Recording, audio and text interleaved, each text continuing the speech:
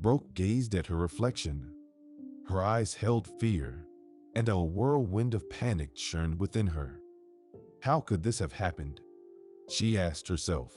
What do I do now? Oh God, Brooke said, sitting down on the bathroom floor. Of course, in theory, she knew how it had happened. But what to do next was an open question. Brooke picked up the pregnancy test and looked at it again, hoping for a miracle. But alas, it didn't happen. The two crimson lines indicated her pregnancy. I'm 43 and still clueless, Brooke thought. And what do I do now? Have a baby? She smirked. People will laugh. Some at this age babysit grandchildren. And I? Mom, are you okay? Noah, her son, knocked on the bathroom door and inquired. He listened for a response. Startled by the sudden sound, Brooke flinched. She had completely forgotten she wasn't alone in the apartment. Yes, sweetie, Brooke replied. I'm fine. Well then, come out, Noah said. We're running late. The woman let out a nervous sigh. Everything was happening at the worst possible time. But can an unplanned pregnancy at 43 ever be timely? Brooke chuckled to herself. Shaky-legged, she stood up from the floor. She urgently needed to discuss this situation with her husband. Henry was a practical and serious man who would reassure her, and together they would decide what to do next. Brooke quickly composed herself and exited the bathroom. In the hallway, her most beloved and closest people were waiting. Her husband Henry, son Noah, and daughter Eliza. Mom, where were you? Eliza impatiently asked, casting an annoyed look at her mother. Seeing her pale face, the girl furrowed her brows. Mommy, are you okay? Yeah, just a bit of low blood pressure. Brooke waved it off. It'll pass. Honey, maybe we can cancel everything. Henry approached his wife and hugged her. Forget all the guests. Your health is more important. No, we're not canceling anything, the woman said firmly. She looked at her husband with love. He was such a good, caring, dear man. How lucky she was that exactly 25 years ago, she became his wife. These years alongside Henry had flown by like a single moment. You both look so beautiful, Eliza said, with affection, looking at her parents. I dream that my relationship with my husband will always be like yours. Dear, your situation will be even better. Brooke approached her daughter and embraced her. All right, girls, let's save your rosy dreams for later. Noah looked at his family. If we don't hurry, my parents' silver anniversary will be celebrated without us. And we can't allow that. Henry looked at his wife and kissed her. The children exchanged glances and smiled. Once again, everything was calm in their family. Their parents were back together and happy. Brooke pondered. Maybe she wasn't necessarily worried about the pregnancy. After all, isn't everything that happens in life for the best? Yes, she and Henry had been having problems in their marriage in the past year. He had grown distant, withdrawn into his thoughts, and seemed to not notice her at all. Brooke even thought he might have a lover. The woman tried several times to talk to her husband about it, but Henry always brushed her off. He came up with various excuses for his behavior each time. He said he had work troubles, wasn't in the mood, or wasn't feeling well. Naturally, Brooke started looking for reasons within herself. At 43, she looked 35. Her figure was the envy of many young girls. Accordingly, she could afford a fashionable and stylish wardrobe. Brooke always took care of herself. She never allowed her roots to show, and she maintained her manicures, But in the last 2 months, it was as if someone had swapped out her husband. He was again the same Henry who adored his wife. He gave flowers and gifts for no reason, arranged romantic dates. Brooke sighed. If there was something between him and another woman, it had clearly ended. She was relieved. At exactly 6:30 in the evening, the family entered the cafe where Brooke and Henry planned to celebrate their 25 years of married life. The woman immediately headed to the administrator to confirm that everything was ready, leaving her husband to greet the guests. The children were busy preparing their surprise for their parents. Noah and Eliza decided to order a large doll in the form of a white teddy bear, which would gift their parents a romantic two-week cruise. Watching her family, Brooke smiled.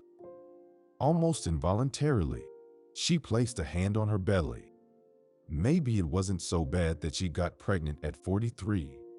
This child would be perceived and raised differently. Mature and established parents could offer the child more than students.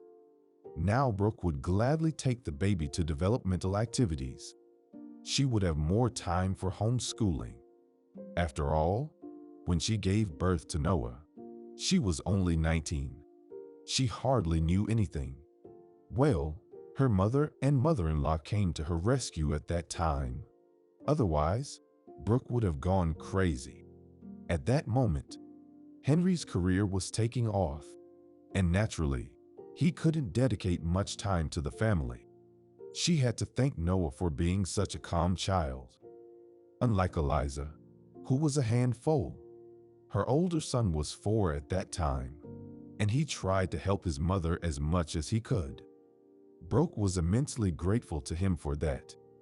Furthermore, thanks to her job, Brooke had recently read an article that children born to older parents tend to be more developed.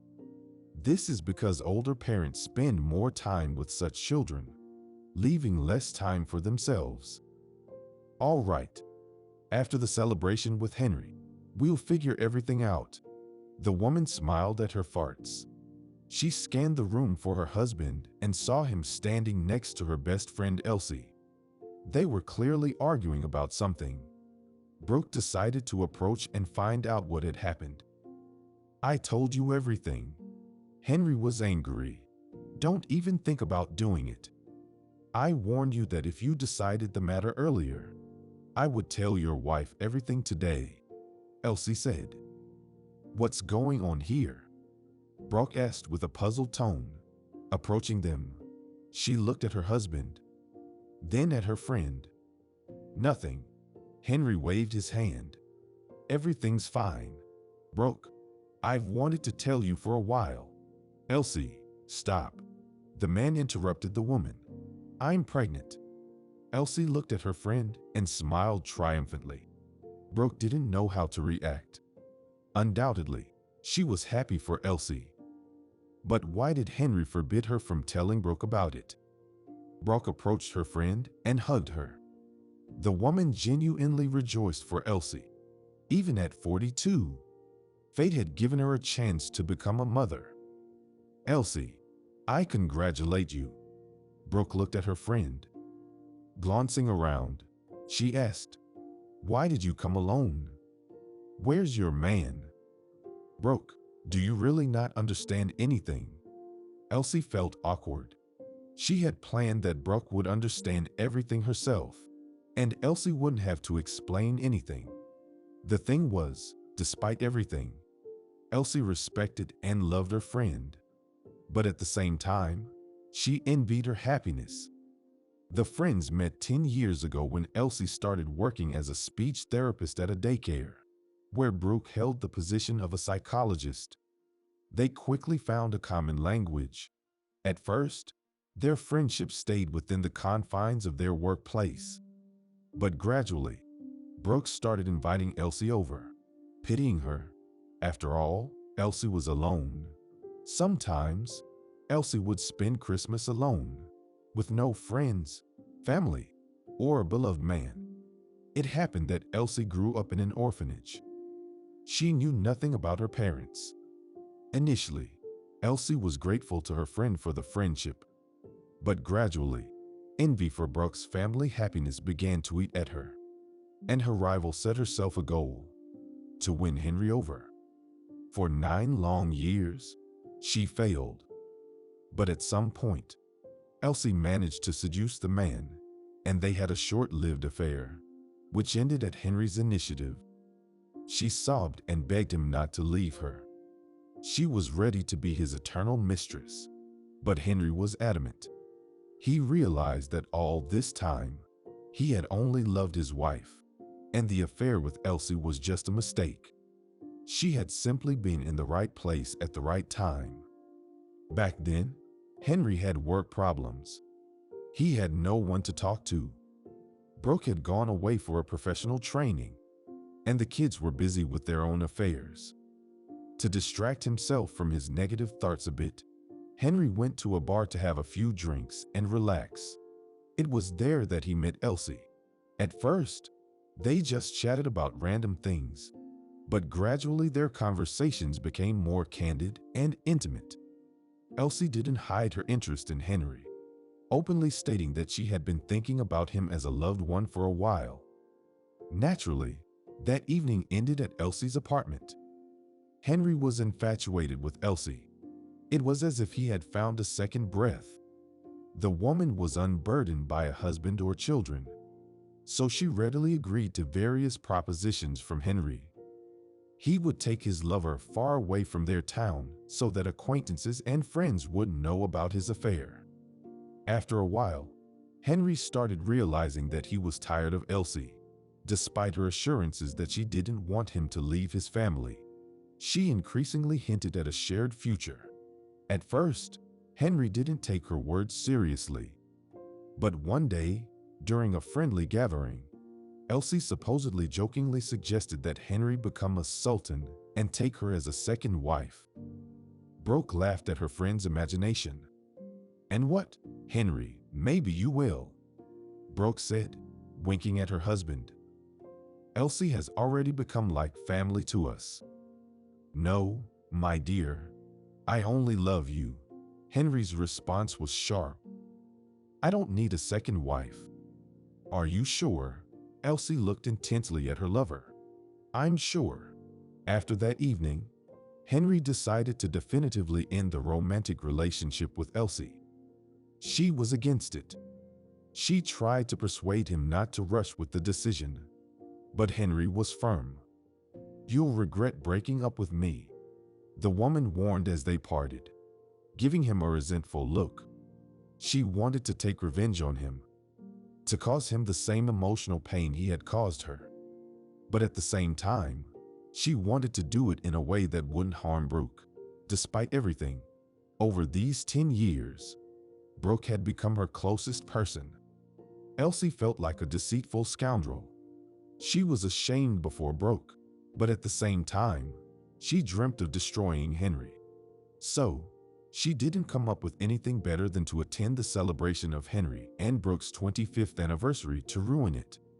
"Elsie, what are you talking about?" Brooke's thoughts were scattered. Somewhere in the glimpses of her consciousness, she understood that Henry was involved in her friend's pregnancy, but her heart refused to believe it. "Brooke, go to the guests," Henry requested. "I'll explain everything to you later." "Henry, why procrastinate?" Elsie persisted. She knew that she wasn't welcome here anymore. It wasn't the right time or place to sort things out, but she decided to set everything straight once and for all. "I think your wife has the right to know the truth. What's going on here?" Brooke tried to buy time, although she was already starting to suspect who the father of Elsie's child was. "Henry, don't you have something to tell me?" "I do." Henry hugged his wife. "Brooke, I love you more than life itself. You're the only woman I want to grow old with." "Henry." "Brooke, the father of my child is your husband. I had an affair with him," Elsie said. She saw that Brooke was bewildered. Deep down, She hoped that her friend would kick her husband out after learning about his infidelity, and she would welcome Henry with open arms, especially since she was expecting his child. What? Everything blurred before Brooke's eyes, and she felt nauseous. She grabbed onto Henry to keep from falling. All this time, Brooke had stubbornly pushed away farts of her husband's infidelity. But now, hearing Elsie say it out loud, she was shocked. How can this be? Brooke tried to focus on her husband's face, but his features kept distorting. Suddenly, she felt hot, her face covered in sweat. "Brooke," Henry shouted. He sat his wife down on a chair. "Water. Get water quickly." Eliza rushed over to her mother with a glass of water. She tried to help her mother by getting her to drink some water, hoping it would help her regain her composure. "Henry, what happened?" Brooke's mother-in-law, Emma, asked with a demanding tone. She adored Brooke and always stood up for her. "Brooke isn't feeling well," Henry mumbled. He gave Elsie a warning look, signaling her to stay quiet. God forbid she opens her mouth right now. He was ready to protect his wife from unpleasant situations, no matter that he had created one himself. "Honey, what's wrong with you?" Brooke's mother, Jessica, approached her. She was frightened. "Henry, did you call an ambulance?" "Mom, we don't need an ambulance," the woman mumbled. "It will pass.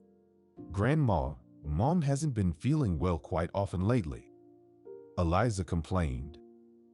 "Sometimes she gets too hot. Other times she feels nauseous." "Sweetie, is it what I think it is?" Jessica looked at Brooke with a cunning expression. Brooke just nodded, afraid to move unnecessarily. "Mom, what are you talking about?" Henry asked. He didn't understand what his mother-in-law was implying. "Maybe it's time to stop speaking in riddles," Emma requested. "What are you thinking about? Just don't say that you didn't figure it out." Jessica smiled and looked intently at Emma. "Nausea, dizziness." "Ho, come on." Emma waved her hands. Then she looked at Brooke and smiled. "What a happiness. What's going on?" Henry exploded. Not only was he frightened by his wife's condition, but now their mothers were speaking in riddles. "Dad, everyone already figured it out here." Noah smirked. "It looks like you're going to be a dad again soon." Henry looked at his son skeptically. Could it be true? And if so, how did Brooke let this happen? She always paid close attention to this. "Brooke, why are you silent?" Henry turned to his wife. "Are you really pregnant?" "Yes," the woman answered quietly. She placed her hands on her belly, as if protecting their future child from the outside world. "Mommy." Eliza hugged her mother. "I'm going to have a little brother soon. And I hope this time he'll be normal, unlike some. And I hope I'll have a reasonable little sister, not like the existing one," Noah said, looking at Eliza. "Apparently, they gave us a defective product at the maternity hospital." "Am I the defective product you're talking about?" the girl protested. She raised her hand to hit her brother and tapped him on the forehead. "What are you doing?" Noah protested, rubbing his forehead. "Defective like us can do that." Eliza shrugged nonchalantly. "All right, both of you, calm down." Henry shouted at the kids. He certainly didn't need another argument between his son and daughter right now. What he needed was to sort things out with his wife. And it would be best if they did it in private. "Brooke, let's go outside for some fresh air." "Don't touch me," Brooke replied emotionlessly. She didn't want to communicate with her husband right now. "Sweetheart, but..." Don't call me that. Brooke stood up from her chair and glared at her husband. Leave me alone. Brooke, let's sort things out privately, Henry suggested. He didn't want their relatives to learn about Elsie's pregnancy, especially when they were just standing there silently, watching the couple. They were bewildered by why Brooke was speaking to her husband in such a manner. There's nothing for us to talk about, Brooke said. She felt repulsed just looking at her husband, let alone discussing anything with him. How could he lie to her so skillfully, pretend to be loving? What a hypocrite he had to be to not get caught by his family with words or actions. None of their family members even suspected that Henry had a mistress. And Elsie, too, was clever. Brooke considered her a close person whom she could always rely on. And that's exactly what her husband did. Are you okay, honey? Jessica asked her daughter. She exchanged a glance with Emma. From the first day they met, the two women found common ground and always supported each other. Yes, Mom, I'm fine. Brooke smiled. She looked at the guests. Why are you still standing here? The tables are set and filled with treats. Please, come in and have a seat. Brooke? Henry was taken aback. Would she really celebrate their silver wedding anniversary and pretend that nothing had happened? That's right. Jessica praised her daughter. We don't get to celebrate 25 years of married life every day. And who said we're going to celebrate our silver wedding anniversary? Brooke raised an eyebrow. I don't understand. The older woman was flustered. She looked at her daughter as if she were an alien. Brooke quickly walked to the table, poured herself a full glass of red wine, and raised it. Dear guests, Brooke said solemnly, I want to toast to my husband. I've always known that I can rely on Henry like a rock, that he's a reliable man, that my husband will never betray me. That's right. Jessica supported her son-in-law. She looked at Henry. What are you waiting for? Pour the wine into the glasses. Let's drink to you. Henry followed his mother-in-law's orders. He took a glass and looked at Brooke with pleading eyes. So, I'll continue, the woman said with a smile. Just this morning, I was making plans for our future with Henry, especially when I found out about the new addition to our family. Oh my God, I'm so happy, Emma whispered. My children, you're such amazing kids. But just 20 minutes ago, I found out that my dear friend Elsie is also pregnant. Brooke looked at the woman who stood slightly apart, silently listening to her rival. Elsie, come join us. Now we're in the same situation. Well, Emma clapped her hands. You got pregnant practically at the same time. That's what friendship means. Yes, my dear and beloved mother-in-law. Brooke smiled. We not only have the same due date, but our children even share the same father. Well, that's wonder. The meaning of her daughter-in-law's words dawned on the older woman, and she stopped short, not finishing her sentence. The smile slowly faded from Emma's face. So, it's the same father. She looked questioningly at her son, who stood red-faced with embarrassment. Brooke, why did you have two?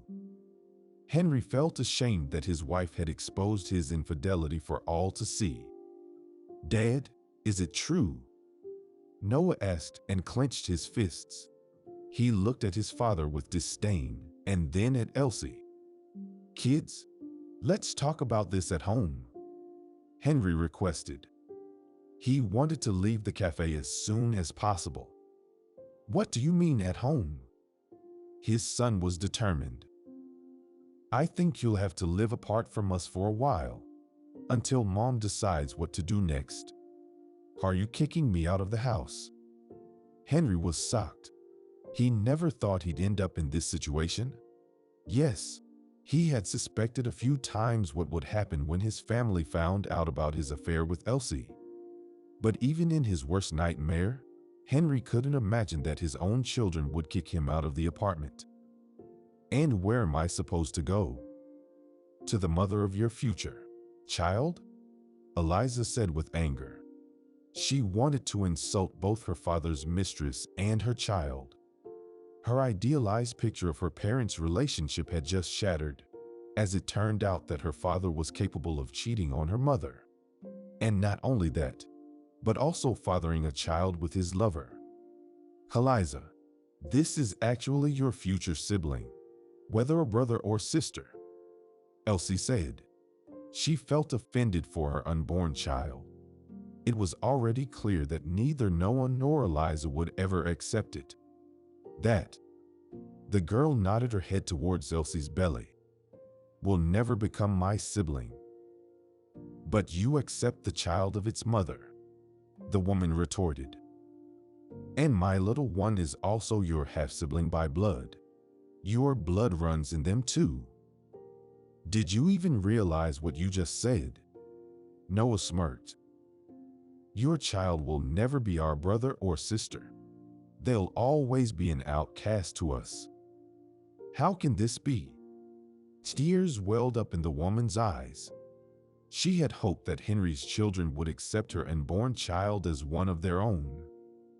Before you climb into bed with another woman's husband, lady, you should use your head, Emma said in a condemning tone. Especially if he happens to be your best friend's husband, Jessica added. And then to get pregnant by him, continued Brooke's mother-in-law. And then have the audacity to announce it out loud, Jessica said. And still hope that your child will be accepted into the family. Emma grimaced in disgust. I hate you, Brooke's mother said. Emma, how can you say that? Elsie whispered. Tears welled up in her eyes. This is your grandchild. Remember this once and for all. The woman was resolute. I have only 2 grandchildren. A third one will come soon. But I will never accept your child. You can forget about it. Elsie looked at the people surrounding her. She had never felt so much hostility and hatred before. You are such cruel people, Elsie whispered. She turned sharply and ran out of the cafe. Run away, hypocrite, Eliza shouted after the father's mistress. Unexpectedly, the girl burst into tears. How would she live on, knowing that her father, whom she had loved and adored, was a traitor? After Elsie left, silence settled in the cafe. Each of the present people contemplated the complicated situation. Brooke tried not to cry in front of her close ones, even though her husband's betrayal only made it harder. Eliza, seeing her mother's state, approached her and hugged her. Mom, don't worry, the girl whispered into Brooke's ear. Everything will be fine for us. Our baby will be the most loved and cherished. Thank you, my girl. Brooke was grateful to her children for their support. It's just that this situation caught me so unexpectedly.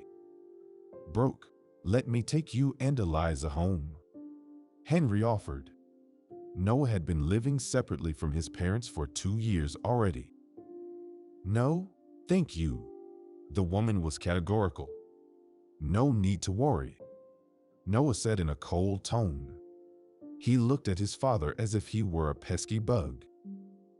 I'll take Mom and Eliza home myself. We don't need your help. Son, why are you doing this? Henry was disappointed by his children's reaction. Yes, he had made a mistake. Yes, his affair had led to Elsie's pregnancy. And Henry would deal with that on his own terms. But that didn't mean his children should suddenly treat him as a stranger. Henry was still their father, who loved them. How? Noah asked. his tone unchanged.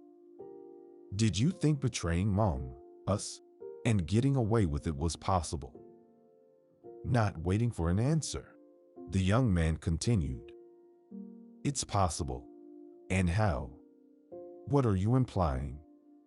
The man was taken aback. He looked at his son, furrowing his brows. As the head of the Occupational Safety and Health Department, I'll organize an inspection of the department you lead tomorrow, Noah warned. And you know perfectly well that I'll find violations there. Why would you do that? Henry was shocked. He had never thought that his son could be so vindictive. I want you to understand that you can't mess up where you're loved. Noah shrugged. The young man didn't want to reveal his true emotions, using his concern for his mother as a cover. In reality, Noah secretly and hopelessly loved Elsie. Yes, she was 18 years older than him, but that didn't bother him at all. On the contrary, it added, as Noah thought, a certain piquancy to his love. He had hinted at his feelings to his mother's friend a few times, but Elsie either pretended not to understand what Noah was saying, or she genuinely didn't realize the emotions the friend's son had for her. And now, learning that the woman he loved was pregnant with his father's child, Noah wanted to wipe Henry off the face of the earth, to destroy him. For now, his father was not a close person to him, but a rival. Besides, Henry deceived his mother, cheated on her, and he would pay dearly for that. Son, please don't, Brooke pleaded. Mom, do you feel sorry for him? The young man said angrily. No, but if you find something serious, other people might get hurt. The woman explained her position. You know perfectly well that your father will always find a way out, having connections within the plant's management. Noah fell silent, realizing his mother was right. He clenched his fists. He couldn't wait to do something that would hurt his father, not physically, but emotionally, so that Henry would suffer, not knowing how to get rid of the pain that enveloped him. Mom, let's go home, Eliza said, seeing Brooke in a bad state. You need to rest now. Let's go. The woman agreed. Brooke took her daughter's arm, and they slowly headed for the exit. Noah, giving his father an angry look, walked past him, brushing his shoulder. Henry felt hurt and pained that his family had turned away from him overnight. At first, he wanted to stop Brooke and beg her to forgive him, but he decided to give her some time to recover a little. Oh, son-in-law, what have you done? Jessica shook her head disapprovingly. I thought you were different. I even told my neighbors that my son-in-law should be listed in the Red Book as a disappearing species of men who don't cheat on their wives. And you? Oh well. The older woman waved her hand and headed out onto the street. She wanted to take a short walk and breathe some fresh air. Henry sat down at the table and covered his head with his hands. Just like that, his extramarital affair had destroyed 25 years of family happiness in an instant. Well, what's up? The miserable lover, clutching his head. Emmy asked mockingly. You should have thought before. Mom, please, don't start, Henry requested. He looked up and glanced at the woman. Give me some advice on what to do. If I were to tell you what to do, my upbringing wouldn't allow it, the woman said sternly. Yes, Henry was her son, and by all rights, she should have felt sorry for him. But she was also a woman who had been deceived by her husband, so she didn't feel any pity for her son now. After all, you yourself once felt the pain of your father's betrayal, and you repeated his mistake exactly. I disagree with you here, the man objected. Dad left for Aunt Freya out of love. He still lives with her. And I, I don't even know what got into me at that moment. I always said you should think with your head, not. Mom. Henry stood up abruptly. Yes, I made a mistake. But why humiliate me like this? Did you think you'd get away scot-free? Emma asked, placing her hands on her hips. No, don't even hope for it. She shook her head disapprovingly. I can forgive you many things, but what you did to Brooke is beyond me. Sorry, I need to be alone. The woman turned around and headed for the exit. Mom, I'll come over soon. The man called out to the woman as she left. Where? Emma furrowed her brows, asking. She turned around and looked at her son in surprise. To your place. Henry was taken aback. You heard. They don't want me at home. And why do you think I'd be glad to see you at my place? Emma inquired. I'm your son. The man muttered. So what? The woman was puzzled. I've gotten used to living alone, and any outsider in my apartment can disrupt my routine, even my son. But where do I go then? Henry realized he was left alone. Book your hotel room, Emma suggested, or find a daily rental apartment. After all, while cheating on your wife, you didn't bother to ask if it's permissible or not. Mom. The man raised his voice. He was already punishing himself for betraying his wife. There's no need to remind him of it every 5 minutes. And don't yell at me, the woman said sternly, not wanting to talk to her son any longer. Emma briskly left the cafe. Henry watched his mother go, losing his last hope of forgiveness. He would have to work hard to rebuild a good relationship with his family. As he exited the cafe, he saw Elsie standing by his car. She was clearly waiting for Henry, but he had no desire to interact with her, so he turned abruptly and walked in the opposite direction. He didn't know where he was headed. Henry simply walked wherever his eyes took him. His heart and soul yearned for Brooke. He knew he had hurt his wife, and Henry wanted to make amends with all his might, especially since she's carrying their child. Decision made. Today, he would give his wife some time to calm down, and tomorrow he would beg for her forgiveness. If needed, he would even kneel. During the night, Brooke slept poorly. Memories of the evening kept swirling in her head. Her friend, her husband. How could Henry betray her? And with her best friend, no less. How was she supposed to live now? And the child? What should she do about it? Get rid of it? No, definitely not that. Brooke approached the mirror and looked at her reflection. Don't worry, baby, Brooke whispered, caressing her belly. We'll be okay. Mama loves you and won't let anything harm you.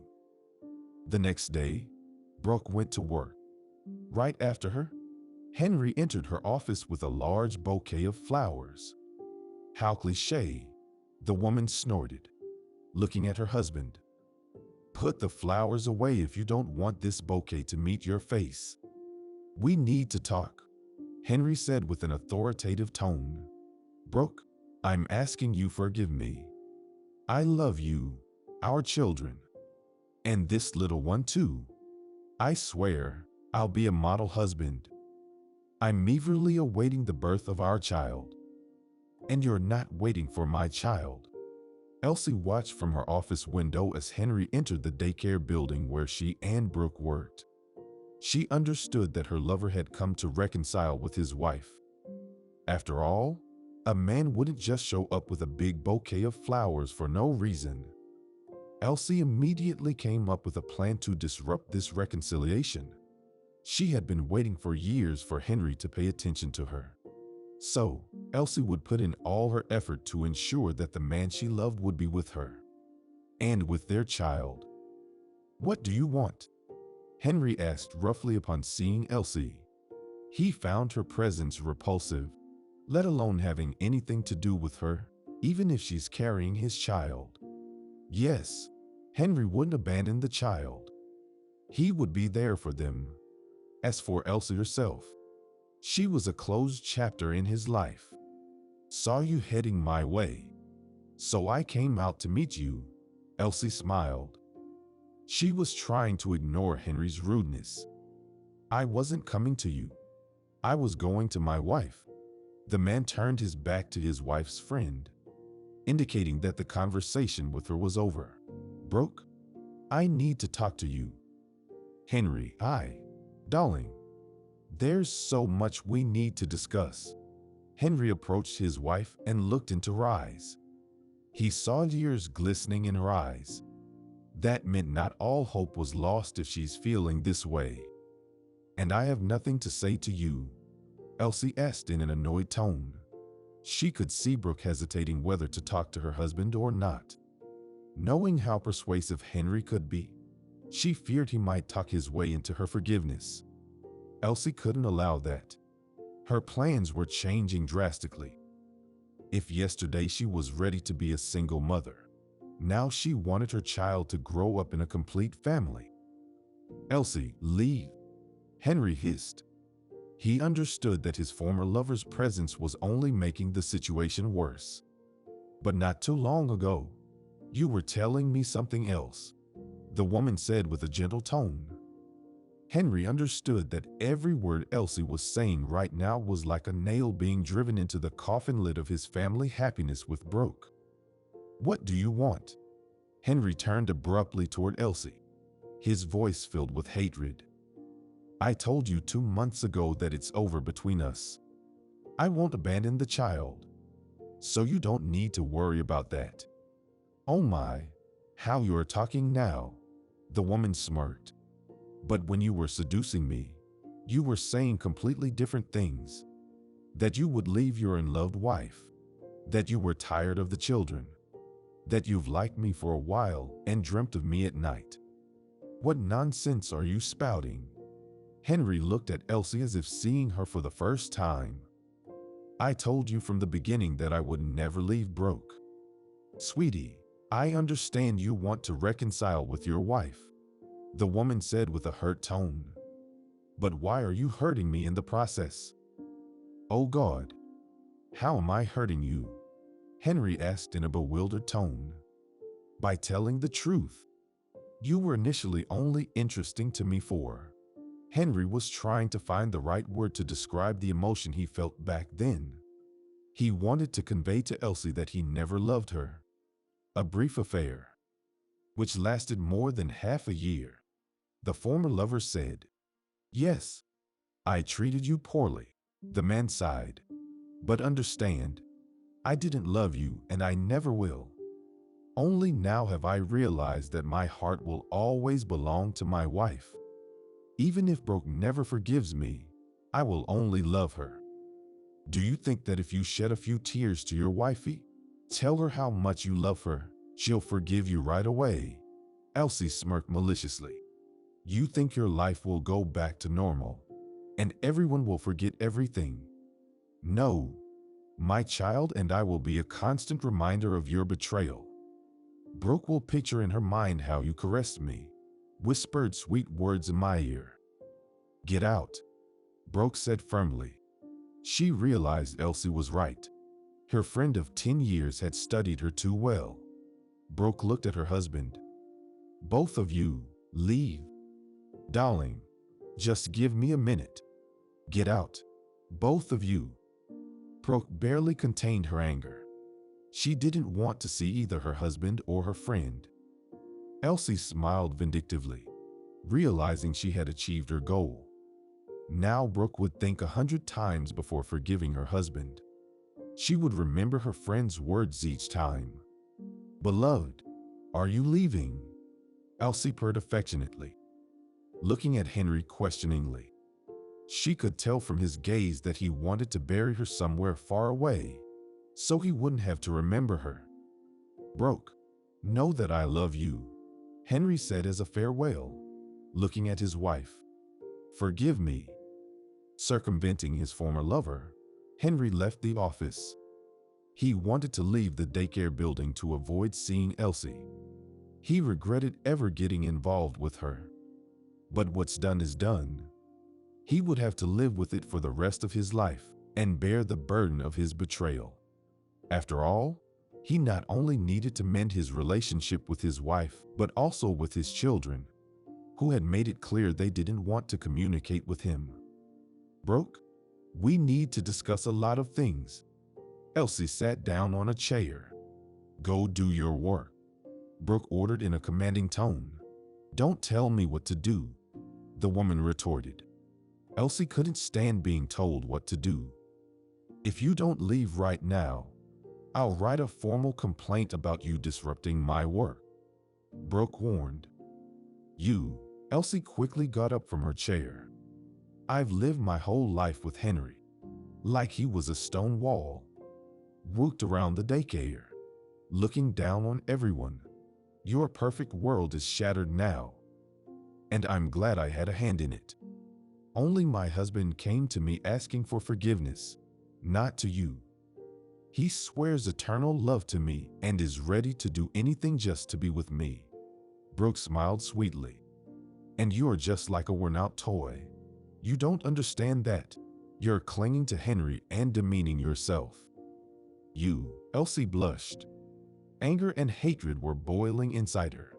Brooke understood that she had struck a nerve with Elsie by voicing the truth. The woman continued to smile as she looked at her former friend. Clenching her fists, Elsie stormed out of the office. How she wished she could wipe that smug smile off Brooke's face. Even in such a humiliating situation, Brooke was back on top. What did she have that Henry couldn't leave her? If not for her child, her husband would have definitely left her for Elsie. "Stop." The woman abruptly stopped. "The child. That's the key. If Brooke loses the child, Henry will leave her for Elsie. Unless her little friend isn't actually a sick woman who could lose the baby. Unless Elsie could help with that." Brooke sat at the table. She realized Elsie had spoken the truth. She would never be able to forgive her husband's infidelity. Every time she looked at him, she would remember. Unexpectedly, Brooke grabbed a sheet of paper and wrote a vacation request. She urgently needed a change of scenery to think things through thoroughly. "Mom, are you out of your mind?" Eliza asked, catching Brooke packing her things. "Where are you going?" "I need to rest and gather my thoughts." Brooke smiled. "Eliza, I booked a trip to a small sanatorium in the mountains." "I'm coming with you," the girl declared determinedly. "No, there's no need." The woman approached her daughter. "Eliza, don't worry about me. Everything will be okay." Brooke stepped onto the balcony of her room and took a deep breath. The air was so clean. Before her, an enchanting landscape unfolded, rich with a variety of colors and shades. She was glad to escape her problems for a while. She would put all her efforts into not thinking about them. It was her time now, to breathe in the fresh mountain air, walk, and enjoy a serene life for the next 3 weeks. Fortunately, as she had noticed, the sanatorium had its own forested area and a garden where various flowers and rose bushes were tenderly cared for by skilled hands. "Isn't it beautiful?" Brooke suddenly flinched, turning her head toward the source of the sound. She saw a man looking at her. "Yes, it is," the woman agreed. She looked back at the mountains. She couldn't tear her eyes away from them. "My name is James," the stranger introduced himself. "Yay," Brooke muttered and went back into her room. She had come here to be alone, not to make acquaintances. She understood she was being impolite, but she couldn't help it. She didn't want to explain to a stranger why she wasn't in the mood for conversation. Brooke changed her clothes and went for a walk. The sun gently enveloped her with its rays, and she closed her eyes in pleasure. Living in the city, people often stop noticing such little things. At that moment, her phone showed signs of life. Looking at the display, Brooke involuntarily frowned. Henry was calling. Dismissing the call, she continued walking. Trying to detach herself from external irritations, she approached a large pink rose bush, plucked a flower, and smelled it. Pleasant scent, isn't it? Subtle, yet so alluring. Brooke heard from behind her. That James guy again. What do you want? The woman was resolute, hoping to deter her persistent neighbor. I wanted to get to know you, the man stuttered, then composed himself. I know we just checked in today, so I thought maybe we could team up to keep from getting bored. Sorry, but I came here to relax and think. Brooke tried to be polite. She didn't want to make any acquaintances. You're missing out, the stranger persisted. In this sanatorium, you can go horseback riding and then unwind in the Turkish hammam. I'm 6 weeks pregnant, so horseback riding and hammams are strictly forbidden for me. The woman was curt. She was tired of enduring her clingy neighbor. I didn't mean to offend you. James blushed slightly. It was evident he was embarrassed by his behavior. Excuse me. I want to take a walk. Brooke headed towards the forest, where she could finally be alone.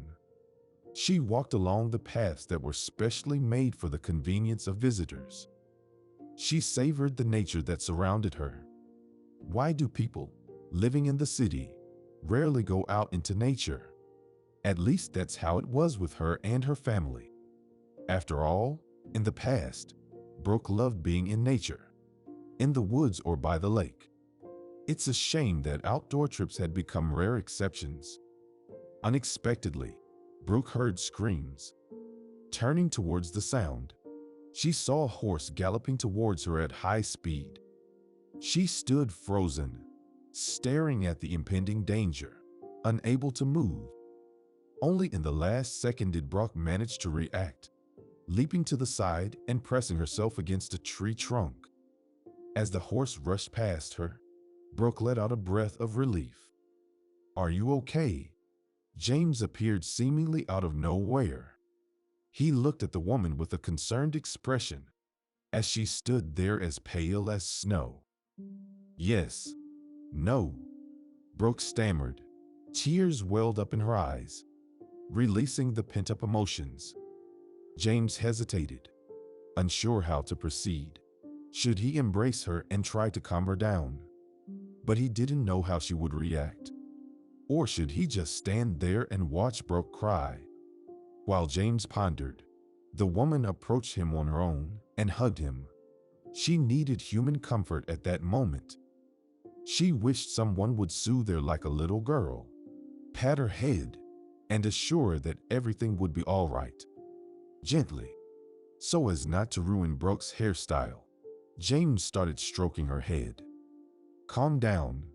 Thank goodness everything's fine, he whispered into her ear.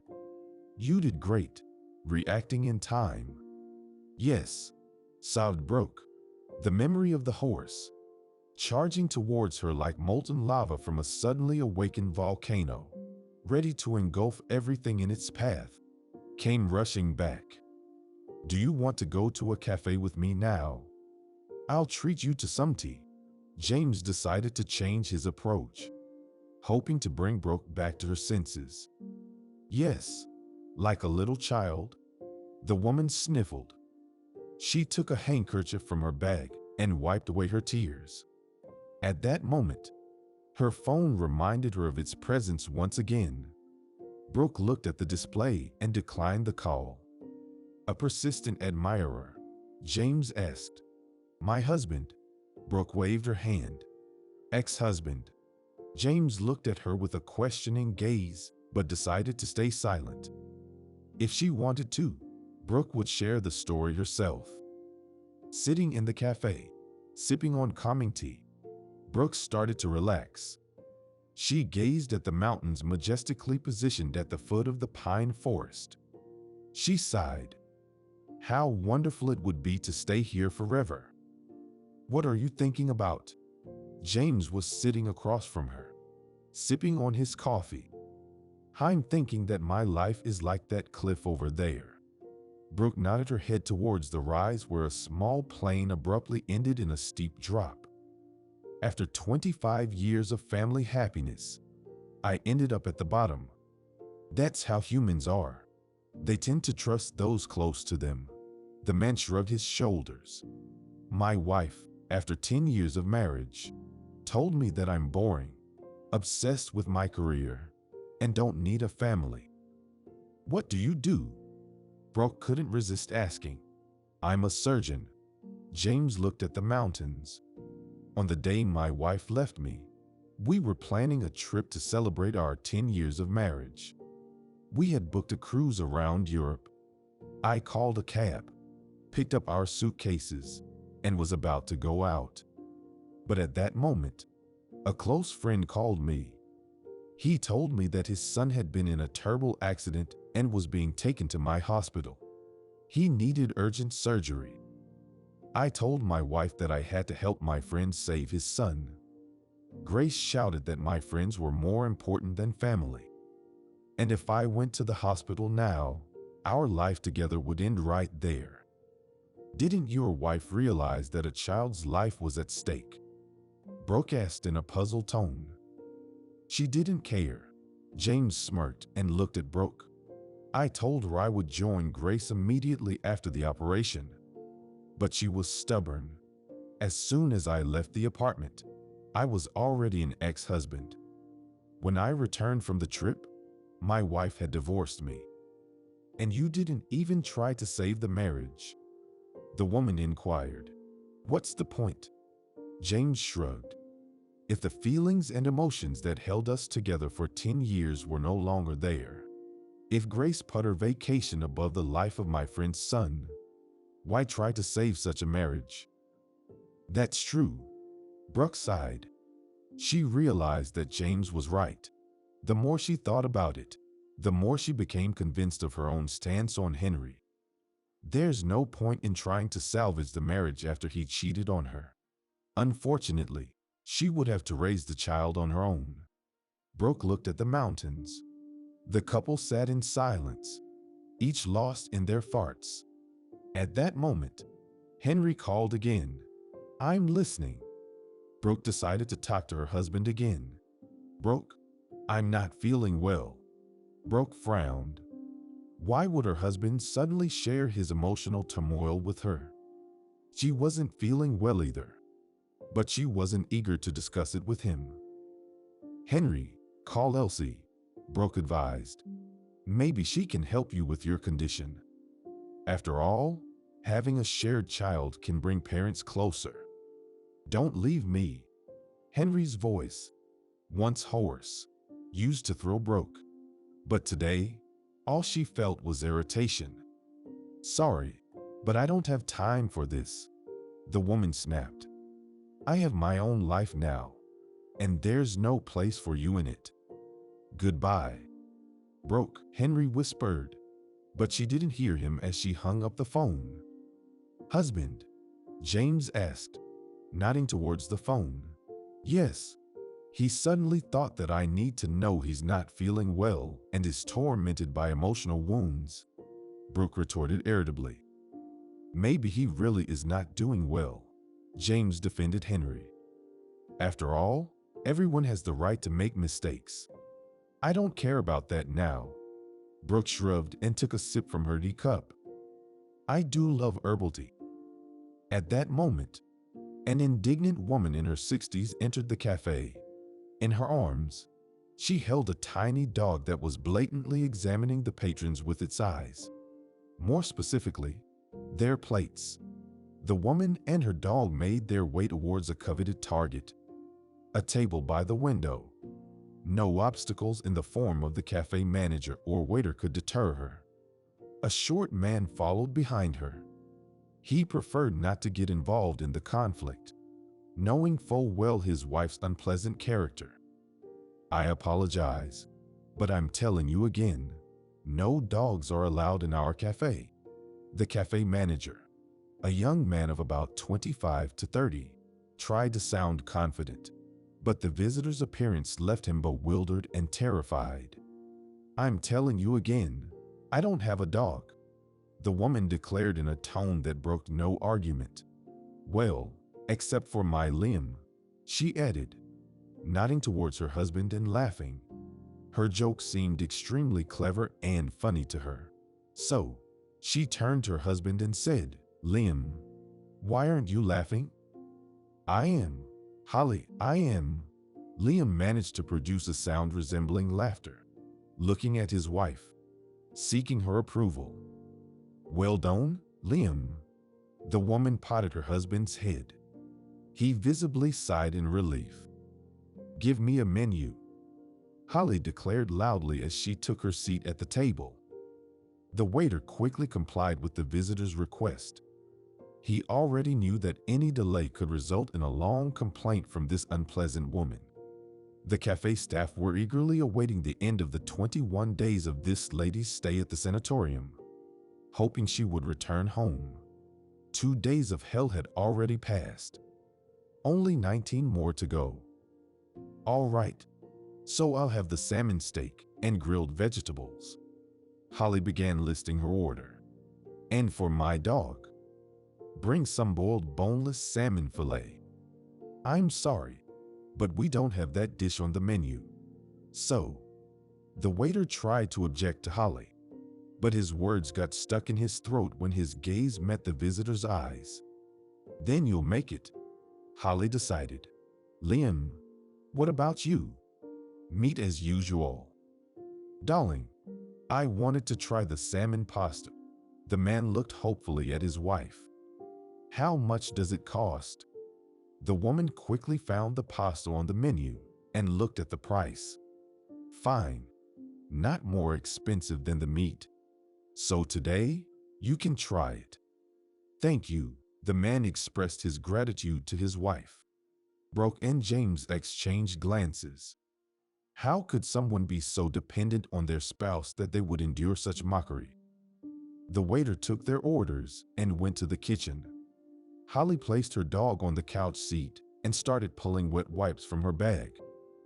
Liam, our little girl seems a bit scared, Holly asked with concern. Looking at the dog, we'll have to take her to the vet when we get home. Why? The man looked surprised at his wife. Don't you remember how that awful horse scared our little girl? Holly picked up the dog and gave her husband an outraged look. How could he forget that? But I told you not to let the dog go when there are horses around. The man tried to reason with his wife. She barked at the horse, and it got scared and ran off. She almost got trampled. Luckily, she managed to get behind a tree in time. But she shouldn't be walking where they exercise animals, Holly retorted.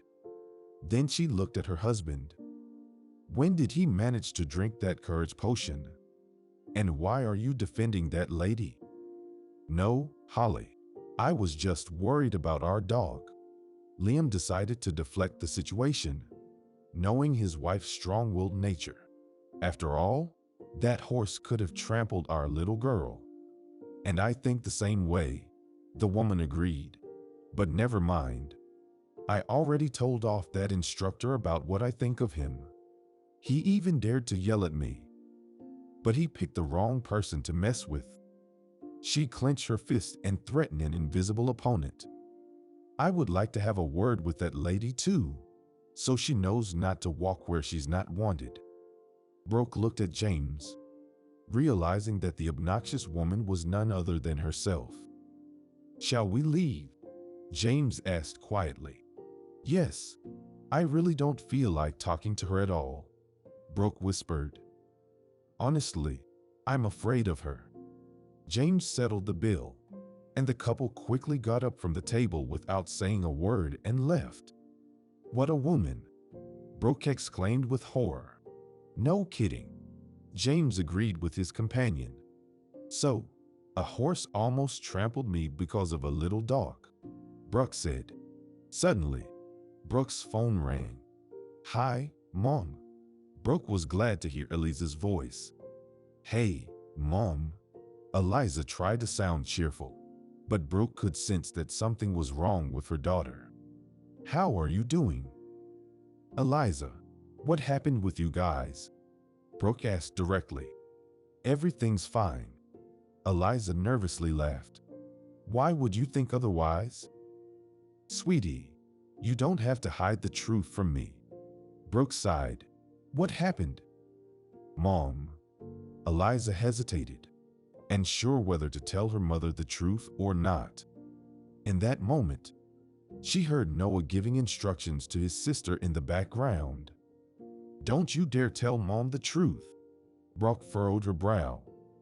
Why shouldn't Eliza tell her the truth? What were the kids not revealing? Tell your brother I can hear him, Brooke asked Eliza. And that you're not supposed to tell me something. Eliza hesitated for a moment and then replied, Noah, Mom says she can hear you. And, well, I'm not supposed to tell her. Brooke's concern deepened. What could her children be keeping from her? Why? Eliza was flustered. Brooke knew this trait of her daughter's character all too well. If Eliza did something wrong, she always debated whether it was necessary to tell the truth or not. But then she took a deep breath and quickly, before changing her mind, revealed it. I scratched your car. What do you mean scratched? Brooke was stunned. You took my car? Yes, the girl admitted. I wanted to practice driving a bit before my driver's test, to gain some experience. Eliza, how could you? Brooke sighed. Did you take my car without permission? I'm sorry, Mom. Eliza mumbled. But what's wrong with it? Noah muttered in the background. Witches are resilient. Even a big tank wouldn't do anything to them if it ran over them, let alone a small car. Brooke breathed a sigh of relief. Thank goodness her daughter was okay. The car was just a heap of metal that could be repaired. All right, we'll discuss this situation when I get back. Brooke decided not to scold her daughter. After all, what's done is done. When she returned, she would explain to Eliza again that a car is a source of danger, not a toy. Thanks, Mom, Eliza said cheerfully. Relax and don't worry about anything. Bye. Before ending the call, Brooke heard Noah's voice. I told you not to bother Mom. She won't do anything anyway. She'll just worry about. Brooke didn't hear the rest. Initially, she was alarmed by her son's words. Could something else have happened? But then she thought that Noah was probably scolding his sister about the car. Well, what could she do now? If earlier Brooke could have called her husband and asked him to handle the car, now she would have to deal with it herself. Throughout this time, James had been with Brooke, silently examining a rose bush. Seeing that she was on the phone, he asked, Brooke, is everything all right? His tone was concerned as he watched his companion closely. Yes, if you can call it that. Brooke smiled. My daughter is about to take her driver's test. Thinking she needed more practice, she took my car. And as a result, let's just say she dented it a bit. Is she all right? James inquired. It seemed like the demands of his profession were making their mark. No, everything's fine. Brooke sighed. She only just realized what her daughter had done. Eliza could have hurt herself. Thank goodness everything turned out all right. Indeed, the man agreed. I've seen all sorts of things at my job. Sometimes patients are brought in that make your head spin. How could such a thing even happen? How often does that happen? Brooke looked at the mountains. It was so good that she came here. The sight of the mountains alone was calming and brought her psychological state back to normal. Here, she would definitely figure out what to do next. Of course, the divorce with Henry was a done deal. Now she needed to figure out how to live alone with her child. Not often, but it does happen. James sighed. Cases vary. Some people drive somewhere under the influence. Someone suddenly feels unwell at the wheel. How does that happen? Brooke frowned and looked at her companion. Well, here's an example that happened today, the man said. Recently, friends called me and said a man was brought to our hospital after an accident. He was at work and suddenly felt really unwell, had a bad headache. He thought he was just really tired, and since he had problems with his wife, he decided to go home and rest a bit. So he did, got behind the wheel and started driving. But during the drive, he felt so bad that he lost control of the car. The man said angrily. James couldn't understand people like that, who not only put their own health at risk but also harm others. Well, luckily, in this accident, only the man was hurt. That's why couldn't he have just called a taxi? When they brought the driver of the accident to the hospital, they found out that he had suffered a stroke. My goodness, Brooke exclaimed. Don't people realize they're voluntarily shortening their own lives? Imagine. James continued to be outraged. The mother of this man came and started justifying her son. She said his wife left him, so he didn't care about his health. And what will happen to this man now? Not even understanding why, Brooke asked. Well, if I don't get into medical terms, I'll just say that the doctors will treat the patient. The man shrugged. But the most important part comes after discharge, the rehabilitation. This is where the help of family and loved ones is needed. By the way, the man was lucky that he was brought to the hospital in time. Why? Brooke felt like a little girl. She didn't know anything about this illness called a stroke. Over the next 10 minutes, James explained to Brooke in detail about stroke and the dangers of impaired brain blood circulation. Brooke listened attentively.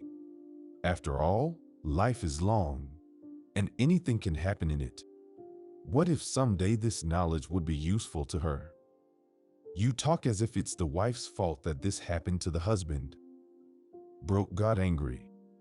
Maybe the man himself is to blame for destroying the family. For example, raising an eyebrow, the man asked, I left my husband just because he cheated on me with my best friend, Brooke said. And on top of that, she turned out to be pregnant with him, just like I was. My goodness. James even whistled in surprise. And can something like that really happen? Unfortunately, it can. The woman sighed. Elsie and I were friends for 10 years. I considered her part of our family. And she, it turns out, had been coveting my place for a long time. So what do you intend to do now? James couldn't help but ask. Keep living. Brooke shrugged. I have 2 wonderful children, and another one will be born in 7 months. Will you raise them on your own? Aren't you afraid? No. The woman nodded. 3 weeks flew by unnoticed.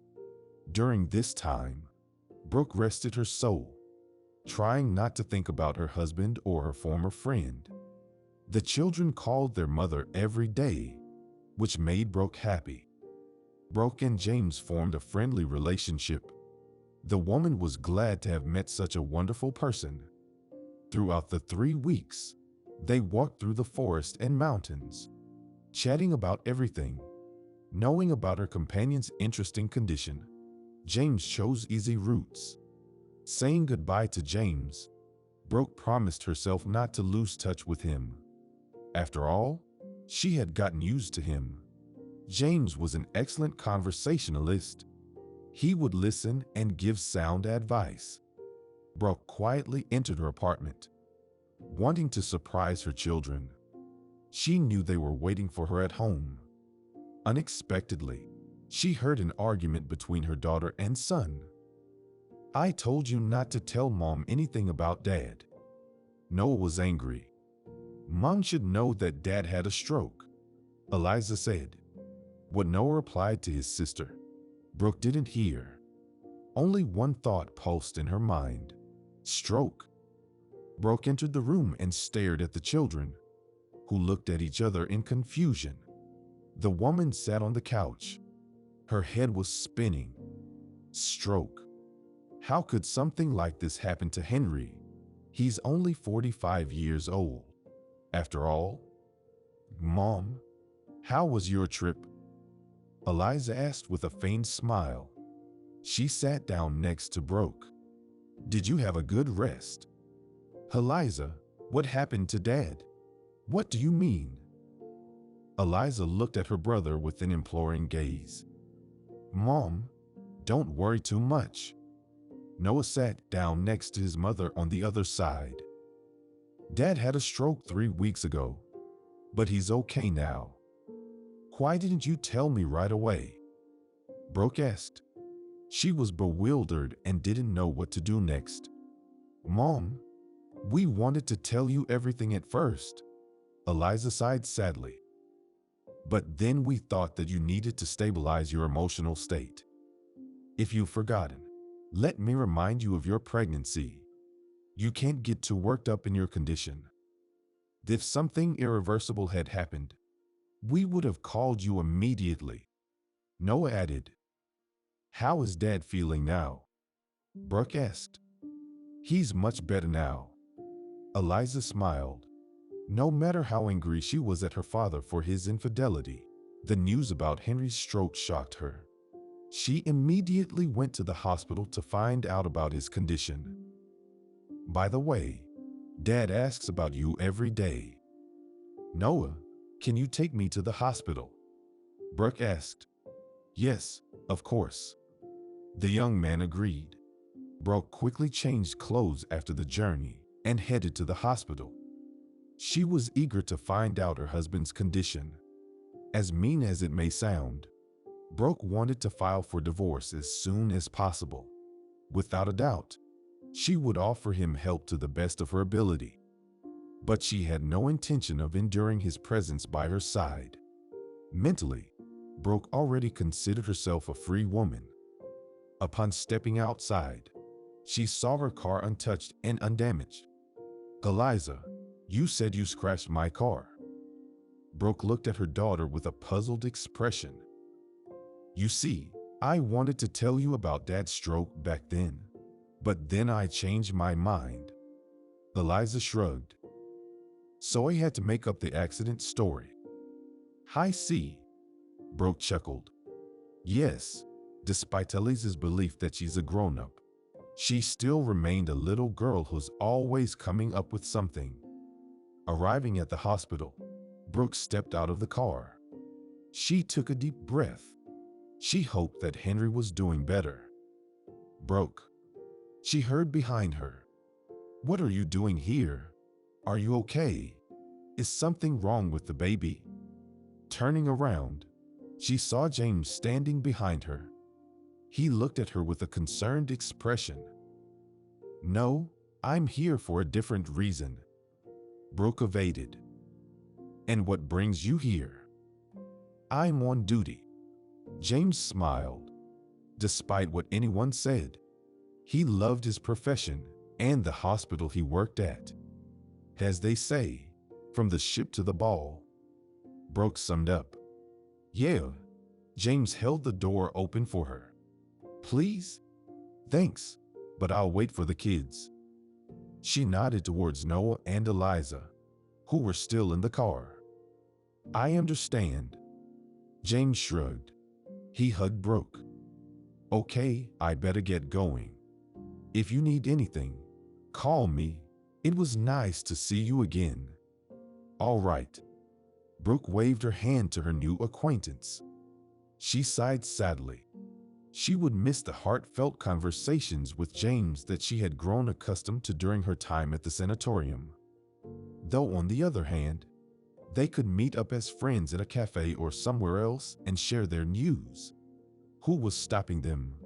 As long as James was okay with it. The husband is in the hospital recovering from a stroke, and the wife is already spinning a romance on the side, Elsie said with a mocking tone, approaching her former friend. Don't judge people based on yourself, Brooke retorted. Between a man and a woman, purely platonic relationships can exist, like in our case with James. Well, Elsie snorted. You know, not everyone sees the bedroom as the main purpose of life, Brooke said with narrowed eyes. Sometimes you need to think about the soul. But why am I bothering? She shrugged. Do you even know about things like conscience, honor, and soul? Don't consider me a complete villain. Elsie got angry. While you were thinking about your soul at the resort, I was taking care of Henry. Well, there you go. Brooke smiled. So you did come in handy for something. So why are you lying? Eliza asked angrily, approaching the women. Mom, don't believe her. Wasn't that the case? Elsie asked, hands on her hips. You wanted it to be the case, the girl said with a mocking tone. But Grandma quickly kicked you out. I wonder when Emma finds out that her beloved Brooke is having an affair on the side. How will she react? Elsie squinted her eyes and laughed. I think it won't be anything good. Do whatever you want. Brooke waved her hand. But I'm not going to prove anything to you. Now step aside. I'm going to Henry. Making a point of bypassing Elsie, Brooke headed towards her husband. Why is it that people, when they see a woman with another man, immediately think they're having an affair? And yet, every time you have to prove that you're not a camel, or to be precise, that you're not the lover of that man. Friendship between a man and a woman does exist, after all. Mom, who was that? Eliza asked with interest. Who are you talking about? Brooke looked at her daughter with a puzzled expression. After the confrontation with Elsie, she completely forgot about James. Well, the handsome man you were talking to outside the hospital, Eliza reminded her. That's James. We met at the sanatorium, Brooke explained. Do you have something with him? Noah asked insistently, approaching his mother. Where did you get that idea? Brooke stopped abruptly. Well, he hugged you when you said goodbye, Noah said. All right then, my dear ones, Brooke said firmly. Remember once and for all what I'm going to tell you. James is a very good person who helped me restore my mental state, for which I'm very grateful to him. Are you telling us the truth? Noah looked at his mother intently. He wanted to believe Brooke, but it turned out that parents can do some pretty confusing things sometimes. Noah, I'm not crazy enough to have an affair on the side while being pregnant, Brooke harshly rebuffed her son. My head is in the right place. Besides, James is 10 years younger than me. And you know yourself that it's unacceptable for me when a woman is older than a man. Mom, is he married? Eliza jumped into the conversation.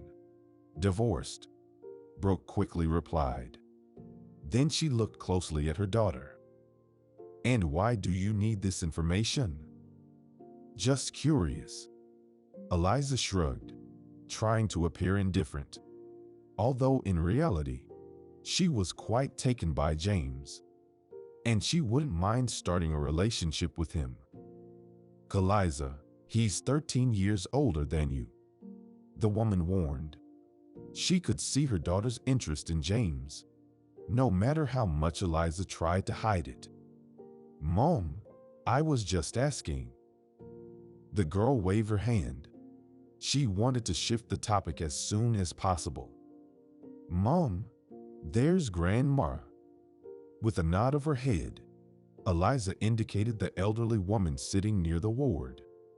Seeing Brooke, the elderly woman quickly stood up and approached her. "Brooke, what a tragedy." Emlyn braced her and burst into tears. "Henry had a stroke." "What are the doctors saying?" Brooke asked. She helped her mother-in-law sit down on the bench. "They say he has a long recovery ahead of him." The woman took out a handkerchief and wiped her tears. "Henry's right side was affected. He can hardly feel his arm. We don't know what the future holds." Did her son not know that his father's right side wasn't functioning? And what was Brooke supposed to do now? After all, she was determined to file for divorce. She had no intention of taking care of Henry. Of course, many would judge her after such a decision. But Brooke had warned Henry before they got married that she could forgive a lot, but not infidelity. "What are the doctors saying about this?" Brooke managed to ask, looking at her mother-in-law.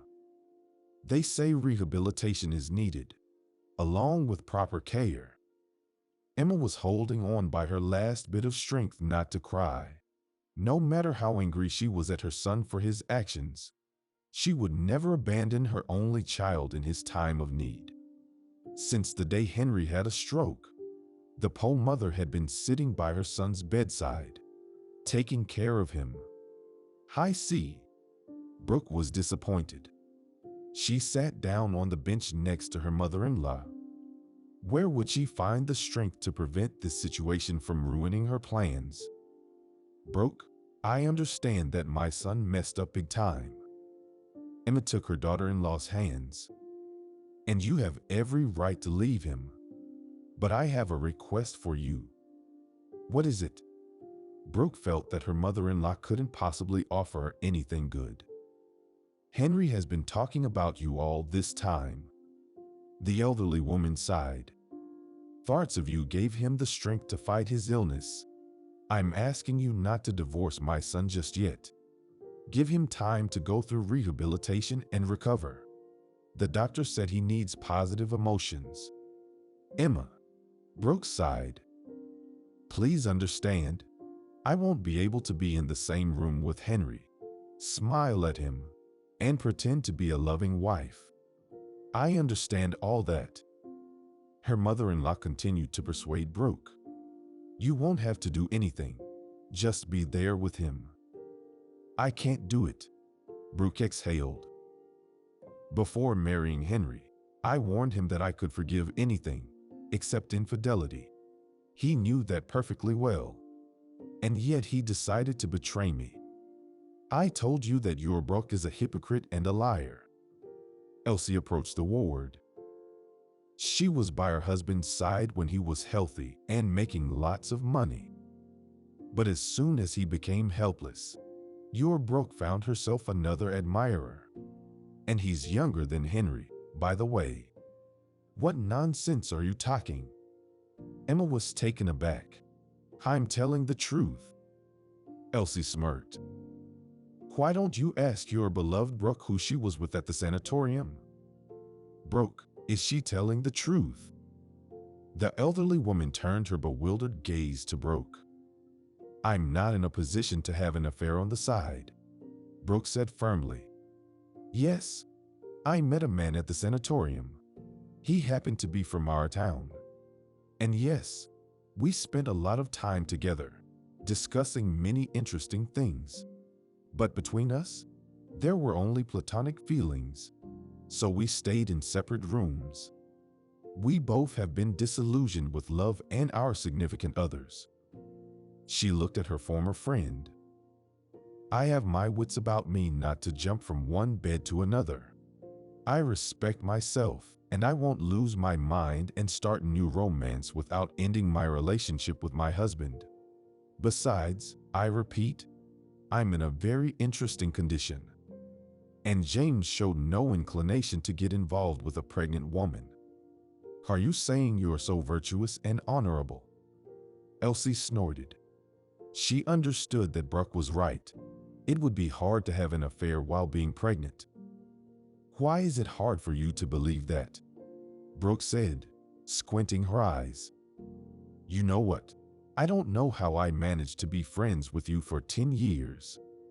Because during the time I spent at the sanatorium, not once did the thought of taking James to bed cross my mind. Sure, I believe you, Elsie said with a sarcastic smile. Then she looked at Henry's mother. Well, Emma, have you realized that your beloved Brooke isn't as virtuous as she claims? Emma slowly stood up from the bench and gave Elsie a disdainful look. Unlike you, Brooke told me the truth straight to my face about my son. So, are you okay with the fact that your son's wife won't be taking care of him? Elsie paled with indignation. She had hoped that Emma would see the hypocrisy that Henry had lived with for 25 years. Brooke has every right to do that. The elderly woman shrugged. Besides, she's pregnant now, and she shouldn't be lifting heavy objects. And you're not too old to do it yourself, Elsie retorted. It's my maternal duty, Emma said, raising her head. And it's my fault that I raised my son so poorly that after 25 years of marriage to such a wonderful woman, he cheated on her with. The elderly woman fell silent. She wanted so much to tell Elsie everything she thought about her. But suddenly a thought crept into her mind that if Henry was against infidelity, no matter how attractive Elsie was, she wouldn't have been able to seduce him. You know, you are not welcome here. It would be best if you left the hospital.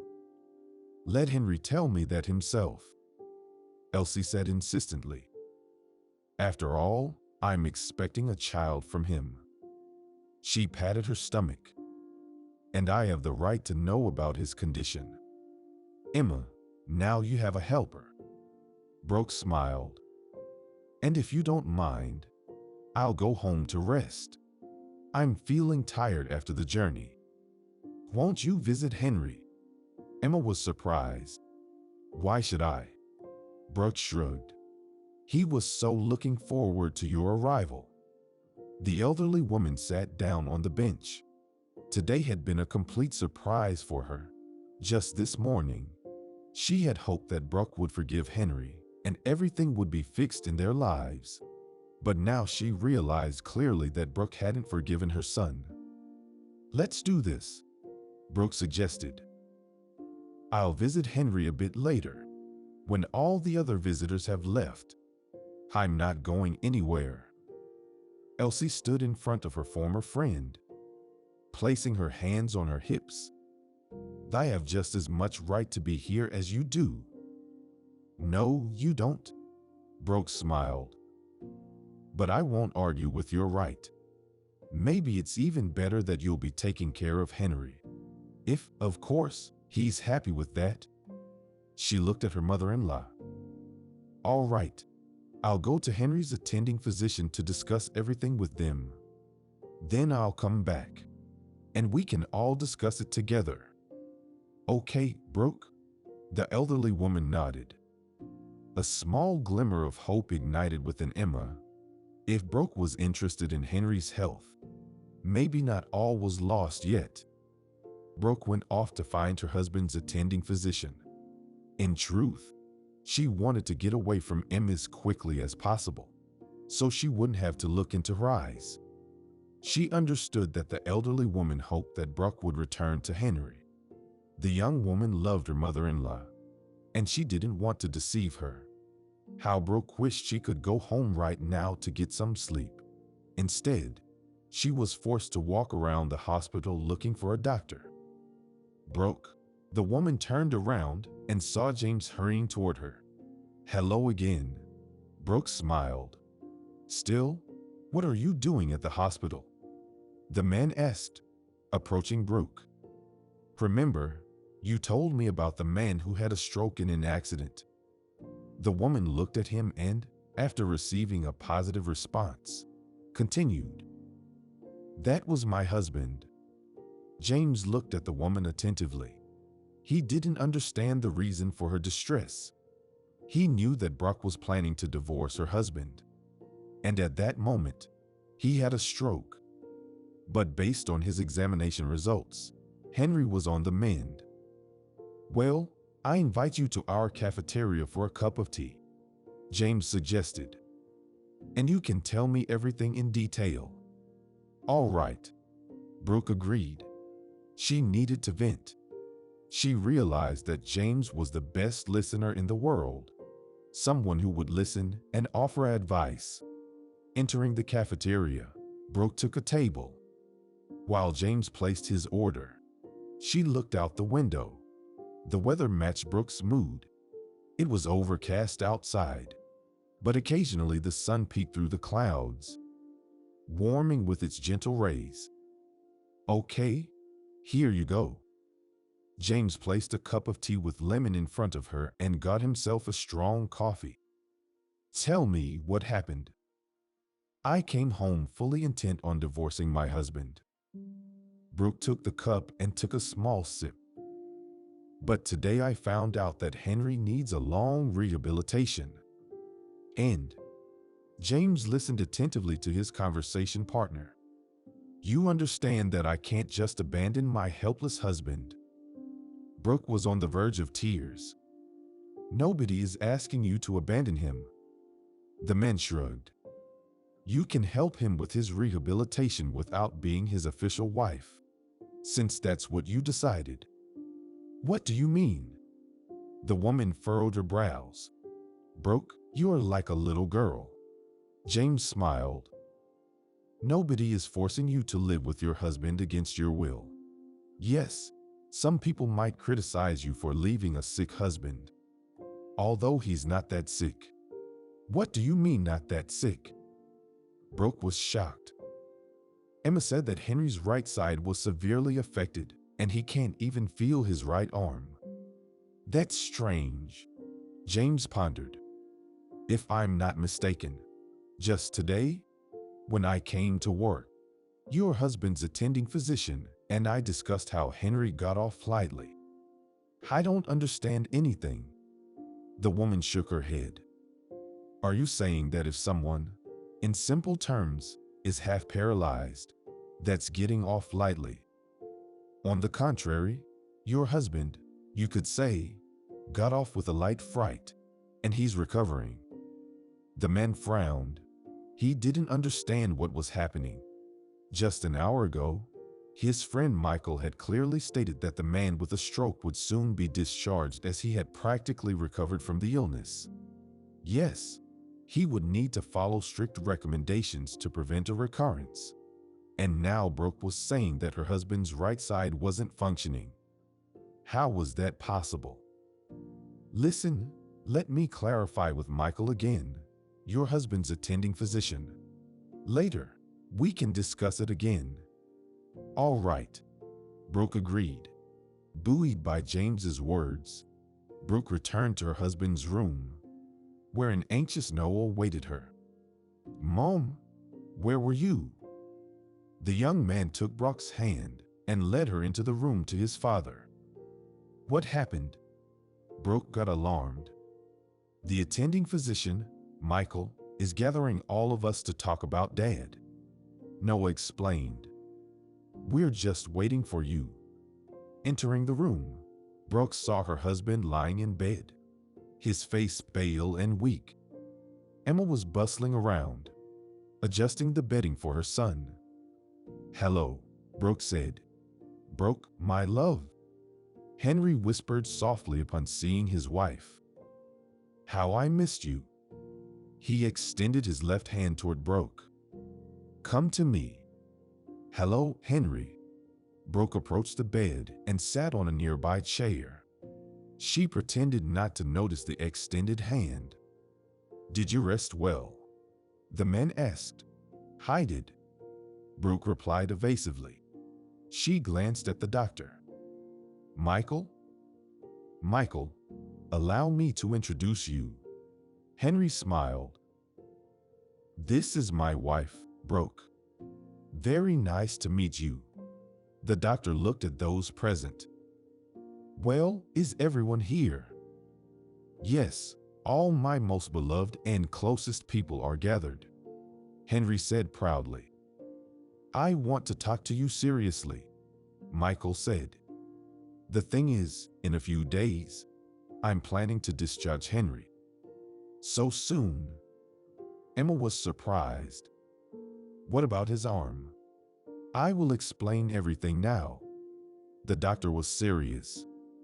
The main goal when Henry was admitted to us was to restore blood circulation in the brain, which we essentially accomplished. Unfortunately, the catastrophe had already occurred, and some of the patient's cells were damaged, and we cannot bring them back to life. So now, it all depends on you, whether your loved one can return to his normal life. We'll do everything required of us, Emma assured the doctor firmly. That's wonderful. The doctor smiled. First and foremost, you must ensure that Henry is surrounded only by positive emotions. Under no circumstances should he be upset. He mustn't experience stress to prevent a recurrence. Don't worry, we'll do everything. The elderly woman nodded her head. Especially since positive emotions are guaranteed for me in the near future. My wife is expecting a child. Henry spoke. Excellent news. Michael smiled. Congratulations. Thank you. The man was proud. He was pleased that Brooke was expecting a child from him. Apparently, fate was on his side. Okay, let's continue. The doctor grew serious again. Henry's rehabilitation began as soon as we stabilized his condition. Upon returning home, the ideal scenario would be to send the patient to a specialized sanatorium. Cologne. Emma frowned. No. Michael objected. I believe the ideal scenario would be for you to go, Brooke. In your condition, it's better to be with your husband. But I can't. Brooke was in shock. I have work. Take unpaid leave, Henry suggested. I promise I won't be a burden to you. Just be with me. I'll think about it, Brooke replied evasively. I can go. Eliza, who had been sitting in silence all this time, offered. I have university holidays right now. It's better if it's the wife. Michael was firm. We'll decide at home. Noah saw that his mom was on the brink of a breakdown, and she couldn't afford to get nervous in her condition. The main thing is to remember that Henry mustn't get stressed to avoid another stroke. Michael reminded them. Okay. Emma smiled. Can we go? Brooke asked. She desperately wanted to be outside. The thought of her divorce being postponed was unsettling her. Yes. Michael nodded. Colin, won't you sit with me for just a little while? Henry asked plaintively. I'm incredibly tired. The woman stood up from the chair. I just returned from the sanatorium not long ago. I want to take a shower and rest a bit. Yes, of course, Henry agreed. See you tomorrow then, Brooke nodded.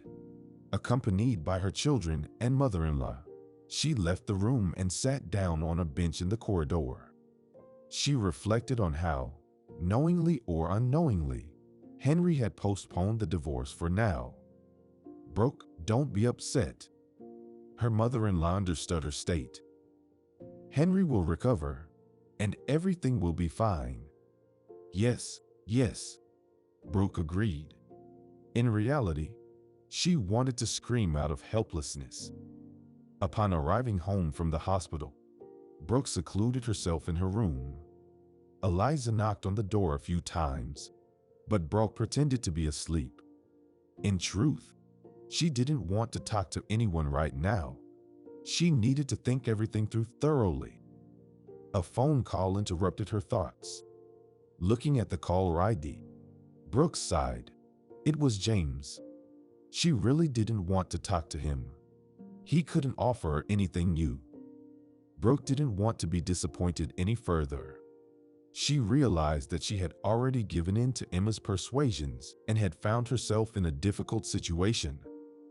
"Mom, I need to talk to you." Eliza called from outside the door. Brooke heard her daughter knocking a few times, but Brooke kept pretending she was resting. "Mom, I know you're not sleeping." "Eliza, let's talk later," Brooke suggested. She needed to plan her actions. "No, Mom, we're talking now," the girl demanded in a determined tone. "I won't leave until we've figured everything out." Brooke emerged from her bedroom. "Let's go to the kitchen." The woman walked past her daughter. "Let's have some tea and talk." In the kitchen, Brooke brewed tea. She sat at the table and looked at her daughter. "Eliza, I'm listening closely." The woman leaned back in her chair and crossed her arms over her chest. "Mom, The girl didn't know how to start the conversation. "Just tell me honestly, what have you decided about Dad?" "Honestly," Brooke clarified, "I'm thinking about how to divorce your father. I don't want to pretend to be a forgiving woman anymore." "Is this because of James?" The woman saw that her daughter was starting to get angry. "No, it's because of your father," Brooke defended herself. "James has absolutely nothing to do with this." "Are you sure?" With every passing minute, Eliza was getting more and more angry. "I saw you being friendly in the cafeteria." "And what else did you see?" The woman tried to keep herself composed, not to shout at her daughter. "What in our gestures and words made you think that James and I could be together?" "Well, you were sitting, talking." Eliza frowned, trying to recall something improper in her mother's behavior with her companion. "And," Brooke smiled, "what did I do that was improper?" "Nothing." The girl sighed. "But that doesn't mean anything. If you leave Dad, it means you've chosen this doctor." "No, honey, at one point, it was your father who had the choice to betray me or not."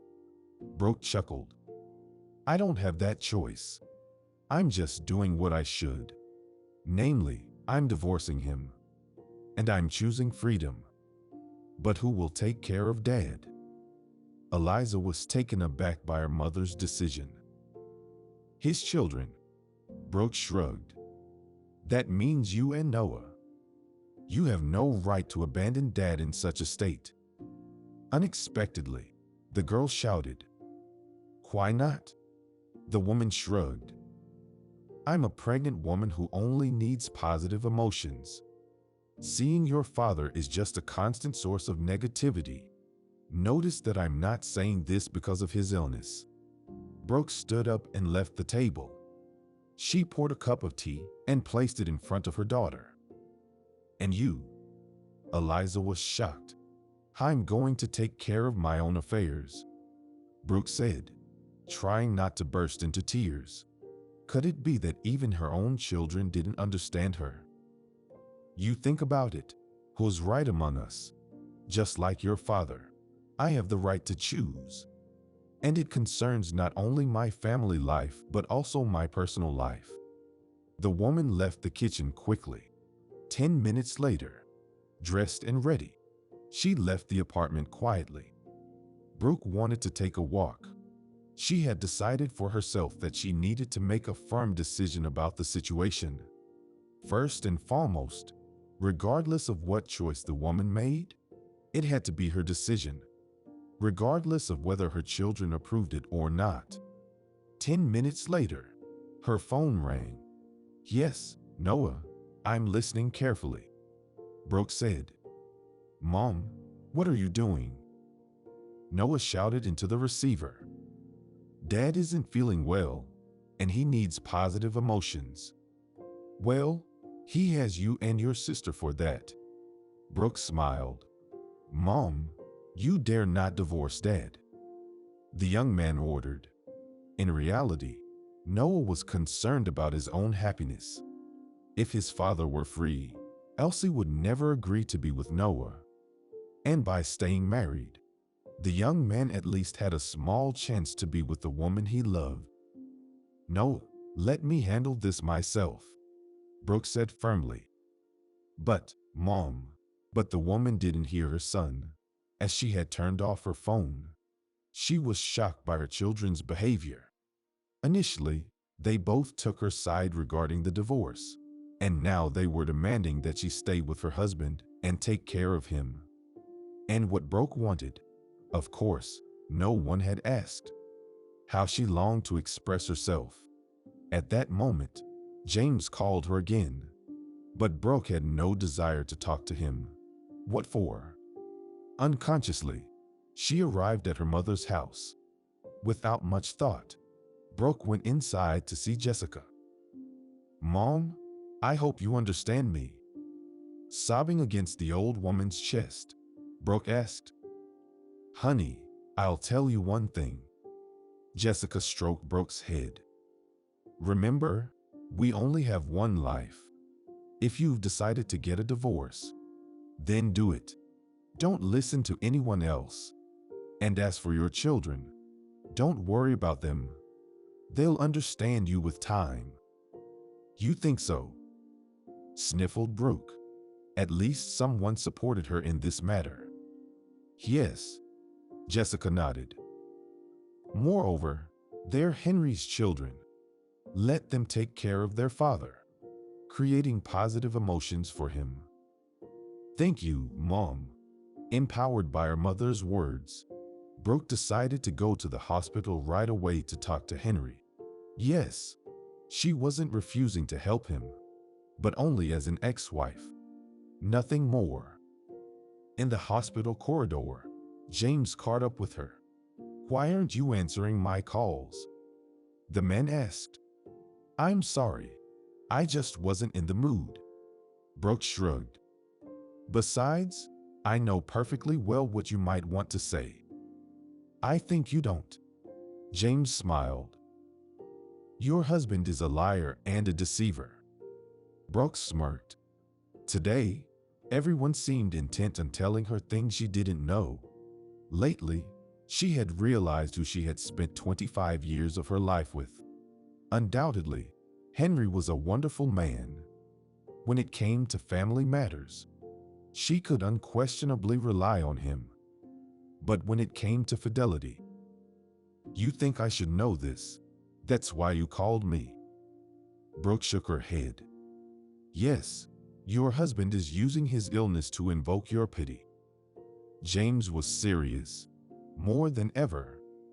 I don't know where you got this information, but this morning Henry's attending physician made it clear that my husband is seriously ill. Brooke said with pain in her voice.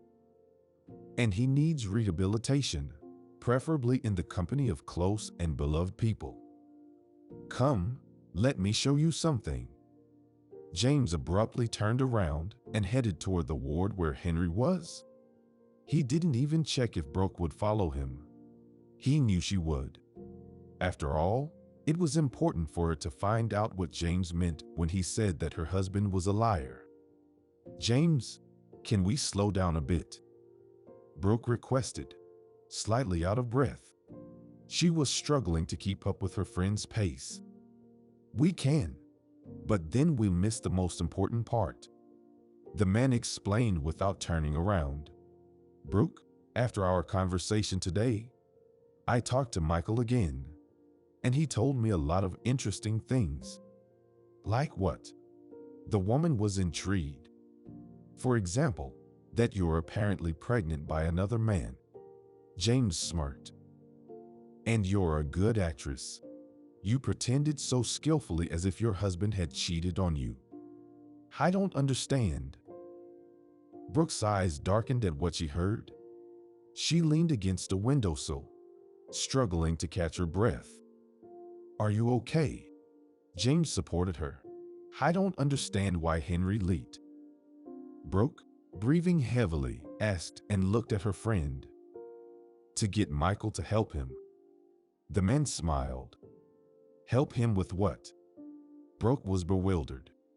If Michael tells you that your husband is seriously ill, you'll stay with him out of guilt and won't ruin the family. James sighed. He remembered Michael's face when he found out he had been brazenly and dirtily used. He immediately wanted to storm into Henry's room to give him a piece of his mind. But James convinced him not to. Instead, he proposed exposing the unfaithful husband. He had tried to call Brooke and invite her to the hospital. However, she wasn't answering her calls. James had considered going to her, but he saw her through the window. He immediately sent Michael to Henry with a serious conversation and waited for Brooke to tell her everything. So, what should we do now?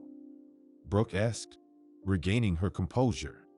Right now, we'll quietly enter the room and listen to what Michael and your husband are talking about, James said in a conspiratorial tone. Brooke nodded in agreement. The pair quietly approached the ward and entered it. There was a small corridor in front of the large room, which led to the bathroom. That's where Brooke and James stood to avoid being noticed by Henry. Brooke took out her phone and started recording a video. Henry, how could you deceive me like this? Michael was outraged. I don't understand what you're talking about. The patient shrugged. You told me that your wife cheated on you, but you didn't want to break up the family. So I agreed to play along, telling your loved ones that you are seriously ill. The doctor continued. I thought it was noble of you.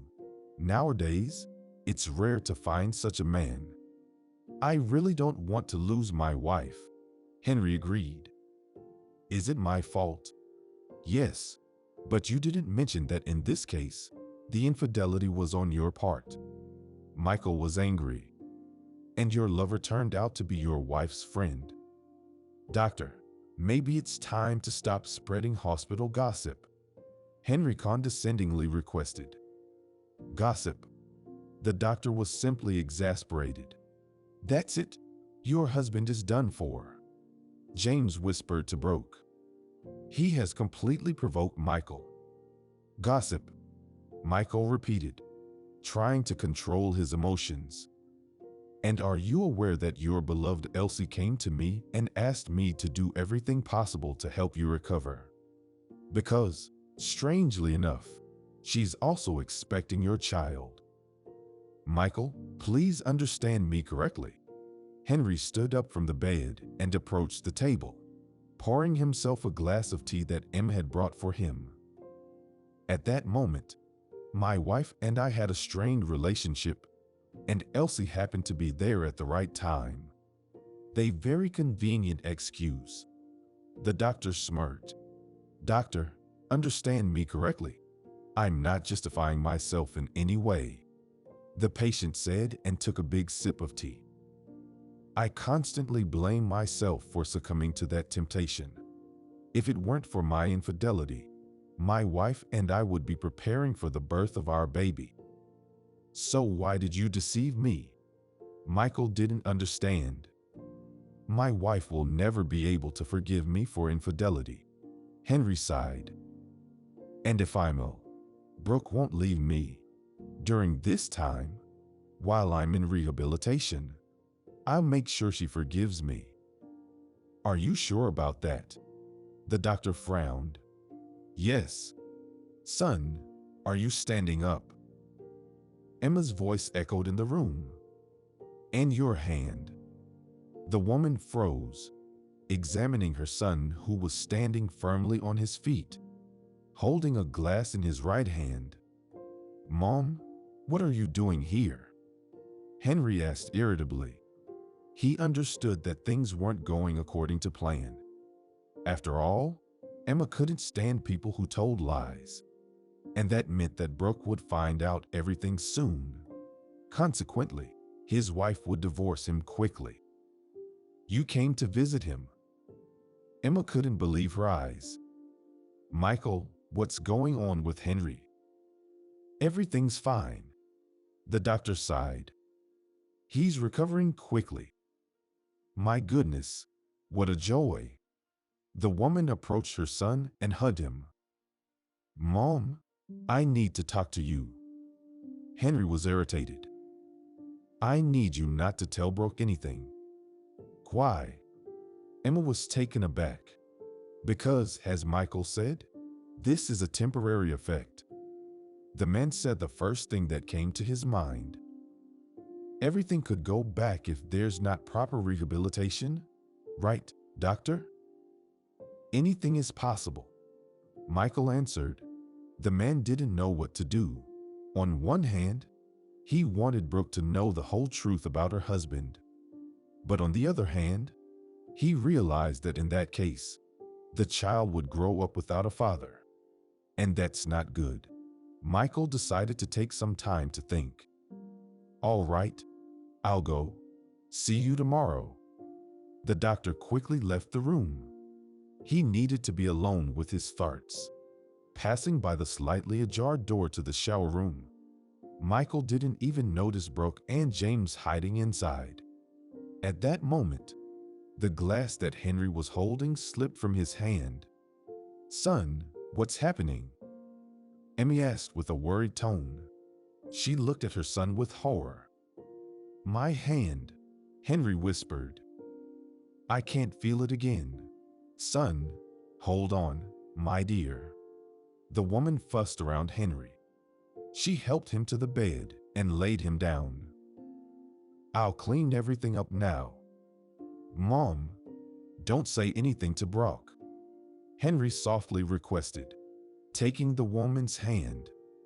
Son, whatever Emma replied, Brooke and James didn't hear. They quickly left the room, so the elderly woman wouldn't catch them there. Brooke was raging around the surgeon's office. She desperately wanted to express to her husband everything she thought about him.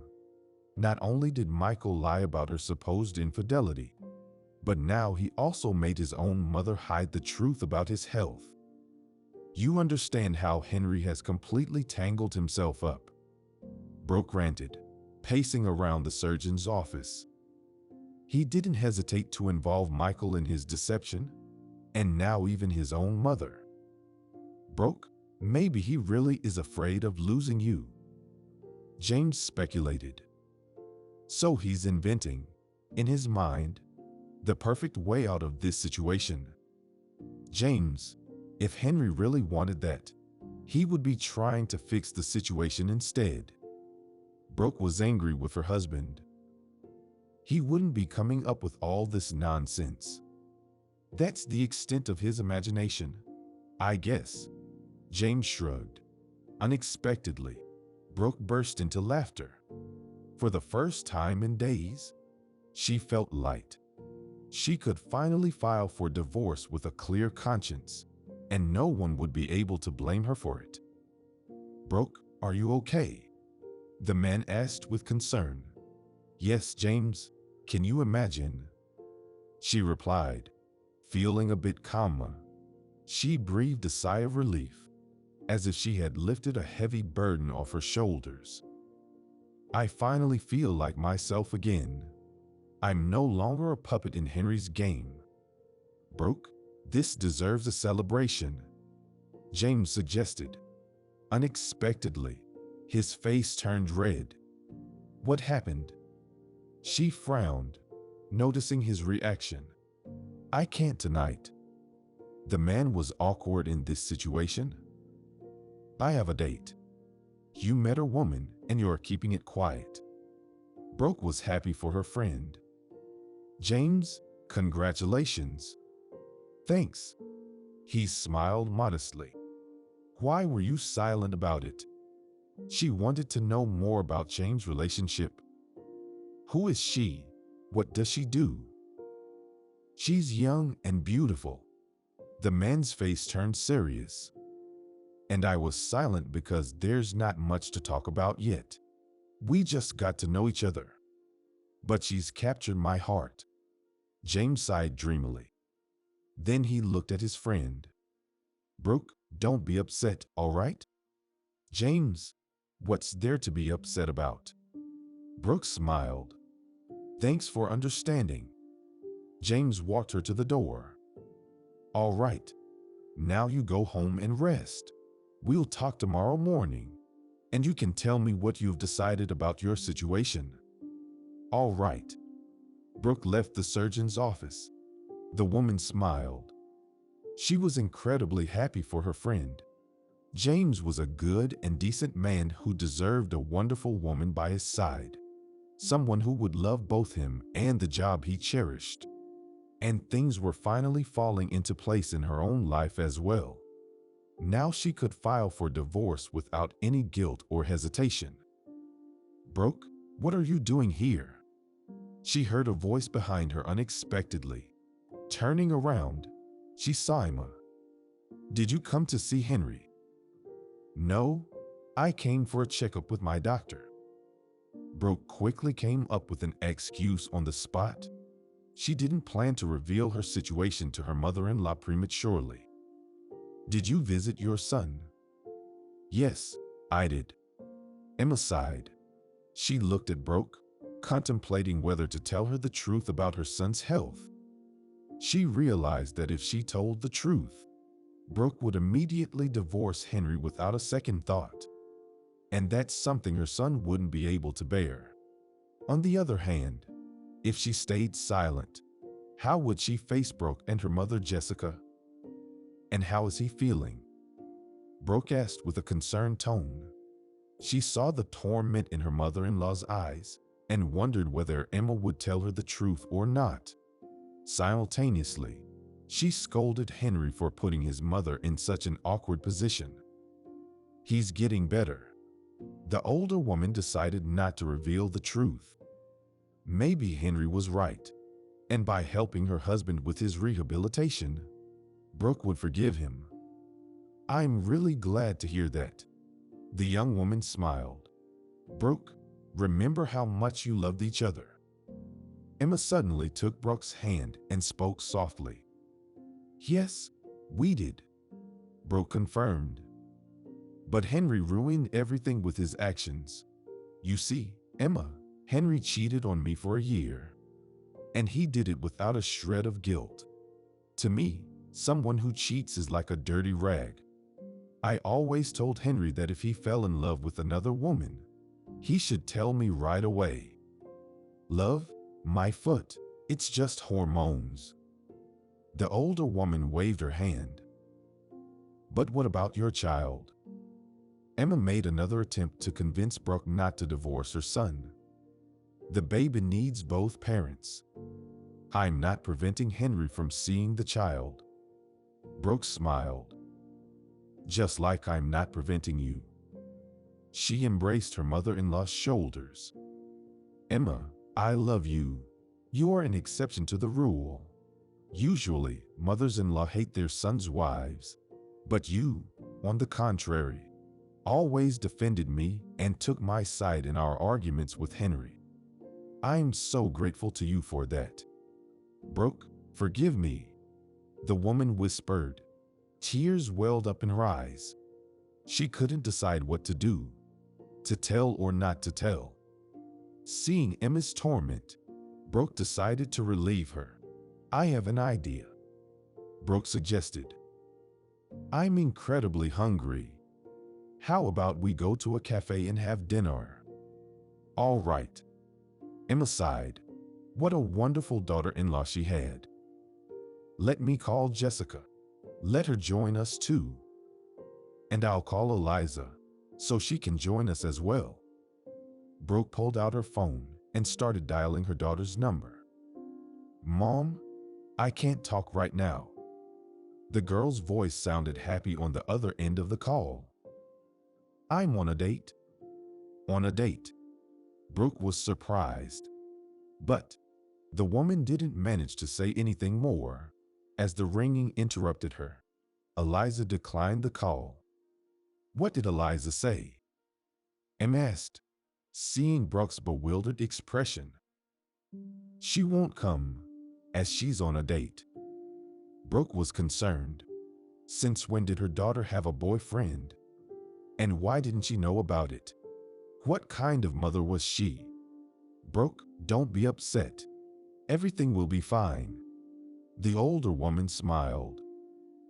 Remember, Eliza is already 20 years old. At your age, you already had a 1-year-old Noah. That's exactly what I remember. Brooke sighed. Goodness, how quickly her children had grown up. Let's go. Your mom will arrive soon. Emma took Brooke's hand. Yes, it would be a shame if Brooke stopped communicating with her after the divorce. Arriving at the cafe, Brooke felt a bit calmer. After all, her daughter was smart and sensible. And Elsie is just going on a date. Yet her mother was acting as if she were going crazy. Entering the cafe, Brooke saw her mother sitting at one of the tables. She was gesturing to her daughter and Emma to be quiet and cautious. What happened? Brooke asked worriedly, approaching her mother. Look. Jessica nodded towards the opposite side of the cafe. When Brooke turned around, she understood the reason for her mother's concern. What do you see? Emmy asked. Her eyes widened in shock as she saw Noah sitting at a table with a woman, holding her hand. I see. Brooke frowned. She didn't understand why her mother was worried. Only when the woman turned around did Brooke realize the truth. Elsie. Brooke sat down at the table to steady herself. What on earth was happening? Why was Noah sitting at a table with Elsie? Why was he holding her hand? What could they possibly have in common? I'm appalled, Emma exclaimed. Since she couldn't get the father, now she's going after the son. I'll give her a piece of my mind, Jessica said angrily, getting up from her seat. Hold on, grandmas, calm down, Brooke said firmly. I'll handle this. The young woman stood up and walked over to Noah. Noah, Brooke smiled, approaching her son. What are you doing here? Mom. The young man blushed upon seeing Brooke. Hi. He looked flustered. He clearly hadn't expected to see his mother here, especially not in the company of Elsie. Noah invited me to dinner, Elsie interjected. And since I'm a lonely woman, I decided not to turn down such an offer. Mom, let me explain later. Noah looked at Brooke with a pleading expression, but she didn't notice. Right now, she needed to find out what Elsie wanted from Noah, and if necessary, protect her child from this predator. It didn't matter that Noah was a young man who could stand up for himself. Why later? Brooke shrugged. She sat down next to her son at the table. The atmosphere here in the cafe is very cozy, conducive to revelations. Do you want to hear the truth? Brooke could see that Elsie was clearly mocking her. I'm sorry, but no one's asking you, lady. Brooke smiled. I'm having a conversation with my son. I'm not interested in the opinions of people like you. Too bad, Elsie smirked. You should be more gentle with me. And why would that be? Brooke scoffed. Women who sleep with other women's husbands don't deserve respect. Mom. Noah tried to stop Brooke from insulting his beloved. I want to thank you and Henry, Elsie continued with a smile. You raised an honorable son, unlike his father. What do you mean? Brooke frowned. She knew Elsie too well and understood exactly what that smile meant. Noah proposed to me to marry him, so my child can be born into a complete family. Elsie displayed triumph in her every move. He wants my baby to have a father.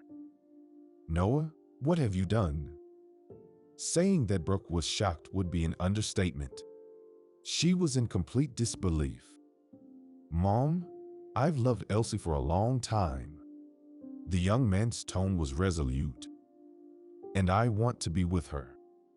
Aren't you bothered by the fact that she was your father's mistress?" Brooke couldn't calm down in any way. "No."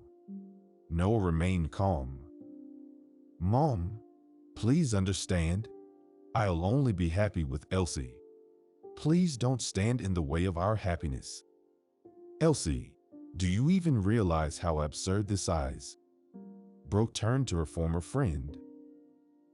"After all, Noah grew up right before your eyes.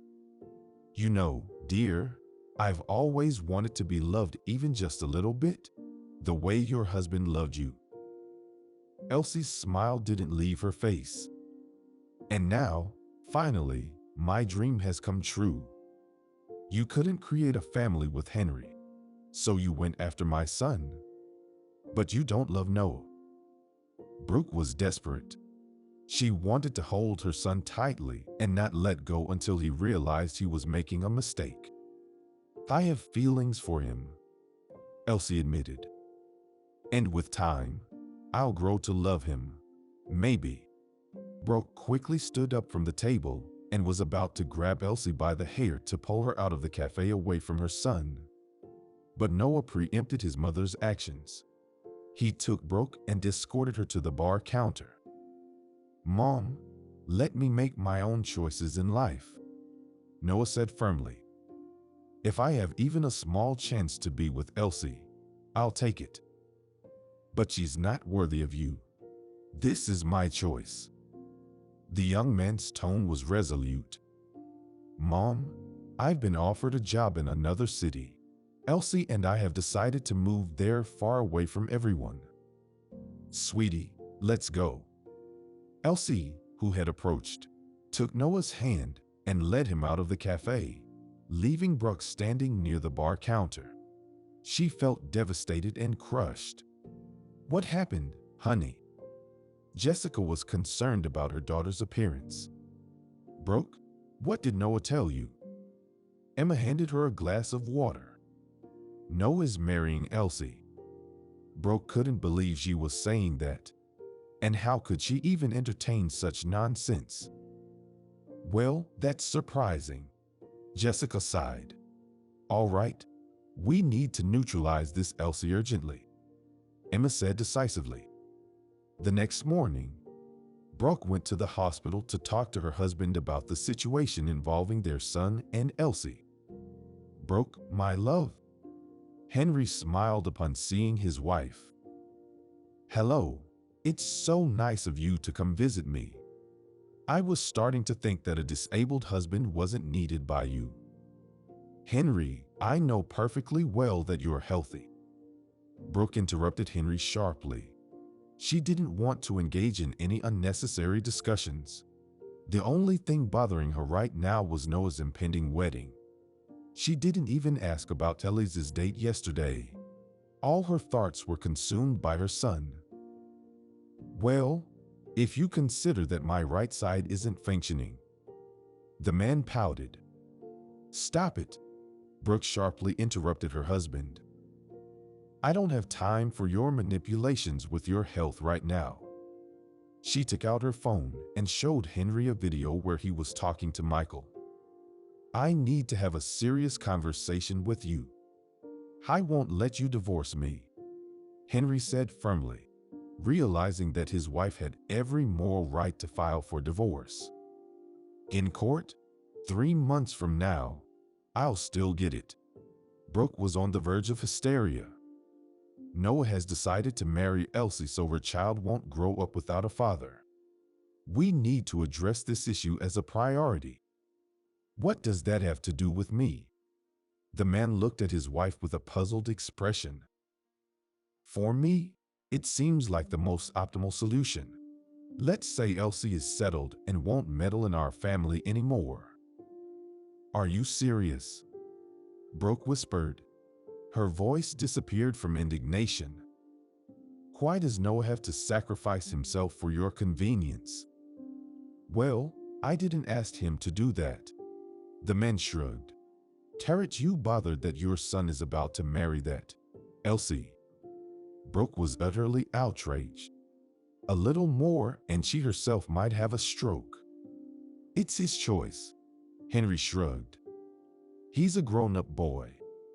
Are you serious right now? Brooke whispered. You won't even do anything to spare our son from this mistake. What do you want from me? The man looked at his wife attentively. Just solve this problem already. The woman yelled.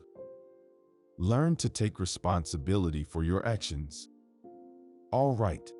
I'll make sure Elsie stays away from our son, Henry suggested. Thank God your common sense prevailed. Brooke sighed in relief. But you'll always be with me for that, regardless of what status we have. Brooke was stunned by her husband's ultimatum. What did he mean by regardless of what status? What do you mean? Furrowing her brows, Brooke asked. You perfectly understand that Elsie will demand that I be married to her, Henry explained, triumphantly looking at his wife. And I love you, and I don't want to lose you. Are you saying that you are offering me the role of a mistress? The woman's eyes widened. She didn't expect such audacity. Why a mistress? The man shrugged. They beloved woman.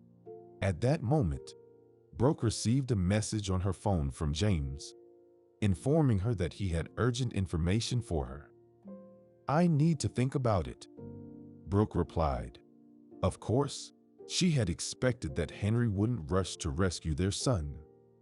But she couldn't have anticipated that he would propose such a degrading condition. Think, but not for too long. Henry smiled. My proposal has an expiration date. In reality, he was eagerly awaiting his wife's decision. He hoped that everything would go back to the way it was. If everything turned out exactly as he planned, it would be the perfect outcome for him. Henry could already imagine spending all his free time with Brooke, leaving only a negligible portion of his attention for Elsie. With disgust, Brooke looked at her husband. How could she have loved him all these 25 years and not notice what a despicable person he was? Had Henry always been like this? Why hadn't she seen it? She left the hospital room and sat down on a bench in the corridor. She needed a moment to collect herself. Brooke took out her phone and dialed James' number. Yes, I'm listening, the man replied. James, it's me.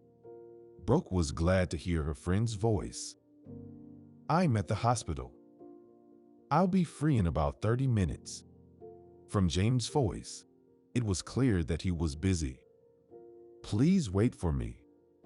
All right. I'll have some tea at the cafeteria in the meantime. Brooke ended the call. Sitting at the table and sipping her hot tea, Brooke scrolled through the news feed on her phone. She was waiting for James to call her.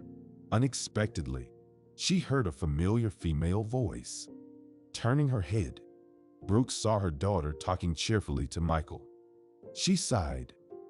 Listen, won't your parents give me a hard time when they find out we're dating? Michael asked, sounding concerned. I'm a grown-up girl already, and I don't need their approval, Eliza replied, raising her chin. And I have children, Brooke thought. One loves a 42-year-old woman. The other found herself a suitor who treats her father well. At least Michael is 27 years old, and he's only slightly older than Eliza. That's something to be glad about. Eliza, I've known you for almost 3 weeks now, and I'm very glad about it. I want to say that our happiness was aided by misfortune. Michael smiled. And yet you're right, Eliza reassured her beloved. If my dad hadn't ended up in the hospital, who knows if we would have met or not? I can't wait for tonight to see you again. The young man ran his hand along the girl's cheek. By the way, does your mom suspect who you're dating? My mom has been busy with her own things lately. The girl scoffed. She couldn't care less about me or my personal life. Well, that makes sense. Michael chuckled. If my husband was pulling stints like this with his illness, I wouldn't be up for deep conversations either.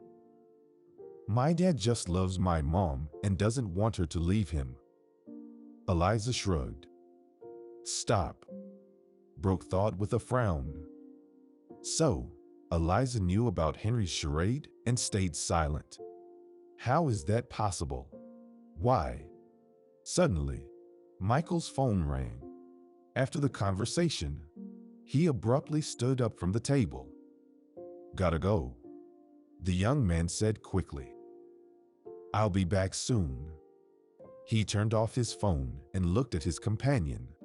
Sweetie, I have to run. It's an emergency call. I understand. Go ahead. The girl sighed. See you tonight. The young man kissed Eliza on the cheek and quickly left the cafeteria. Brooke watched Michael leave, then shifted her gaze to her daughter, who sat with a dreamy smile on her face. She could tell Eliza was in love. Brooke decided to talk to her daughter. Hello, Eliza? Smiling, the woman approached the table. Did you come to visit Dad? Yes, Mom. Brooke could see that her daughter was flustered. But I decided to have some coffee first. Yes, right from 2 cups. The woman nodded to the table where the dishes were. It just worked out that way. Eliza blushed. Have you seen Dad yet? How did you assume that? Brooke sat down next to her daughter, where Michael had been just a while ago. Well, when I was leaving home, you weren't here anymore. Eliza shrugged. Sweetie, is there something you want to tell me? Brooke asked softly. She understood that such a serious conversation shouldn't happen within the walls of a hospital cafeteria. But after recent events, her nerves were on edge.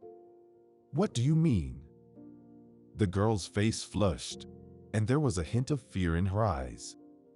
Eliza, I know everything, Brooke stated firmly. She could see that panic was starting to set in for her daughter. Eliza was wondering just how much her mother knew. What do you mean? Eliza asked, trying to gauge how much her mother knew about the events in question. I'm talking about your relationship with Michael, about the deception involving your father's health. Brooke started listing. Do you want me to continue? How did you? The girl was shocked. How do you know all of this? It just turned out that way. Brooke waved her hand dismissively. Suddenly, a thought crossed Brooke's mind to leave things as they were. If Noah wants to marry his father's pregnant lover, that's his business. If Eliza continues to lie at every turn, Brooke won't interfere. If Henry wants to conveniently play the sick card, then please do so without her. Brooke silently stood up from the table and walked out of the cafeteria. Eliza shouted something after her mother, but Brooke didn't hear. She had grown tired of being convenient for everyone, especially when it was needed by others, not her. That's it. It was time for her to focus on herself and her future child. Brooke walked out of the hospital building and sat on a bench. Inside her, there was emptiness. Not even a single thought crossed her mind. Suddenly, her phone rang.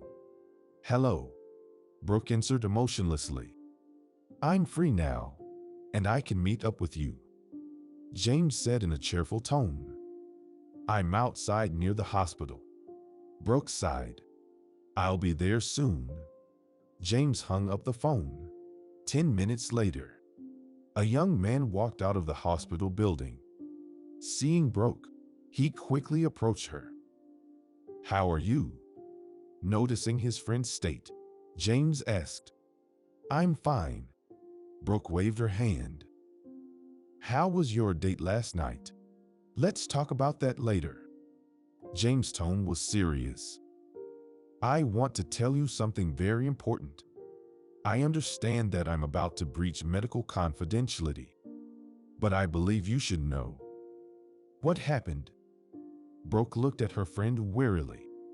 Elsie has stage 2 cancer. Brooke thought she must have misheard.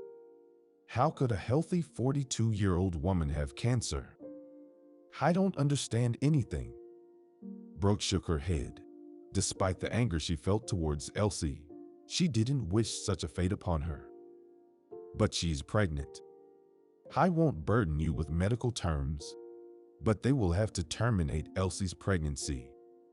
James sighed.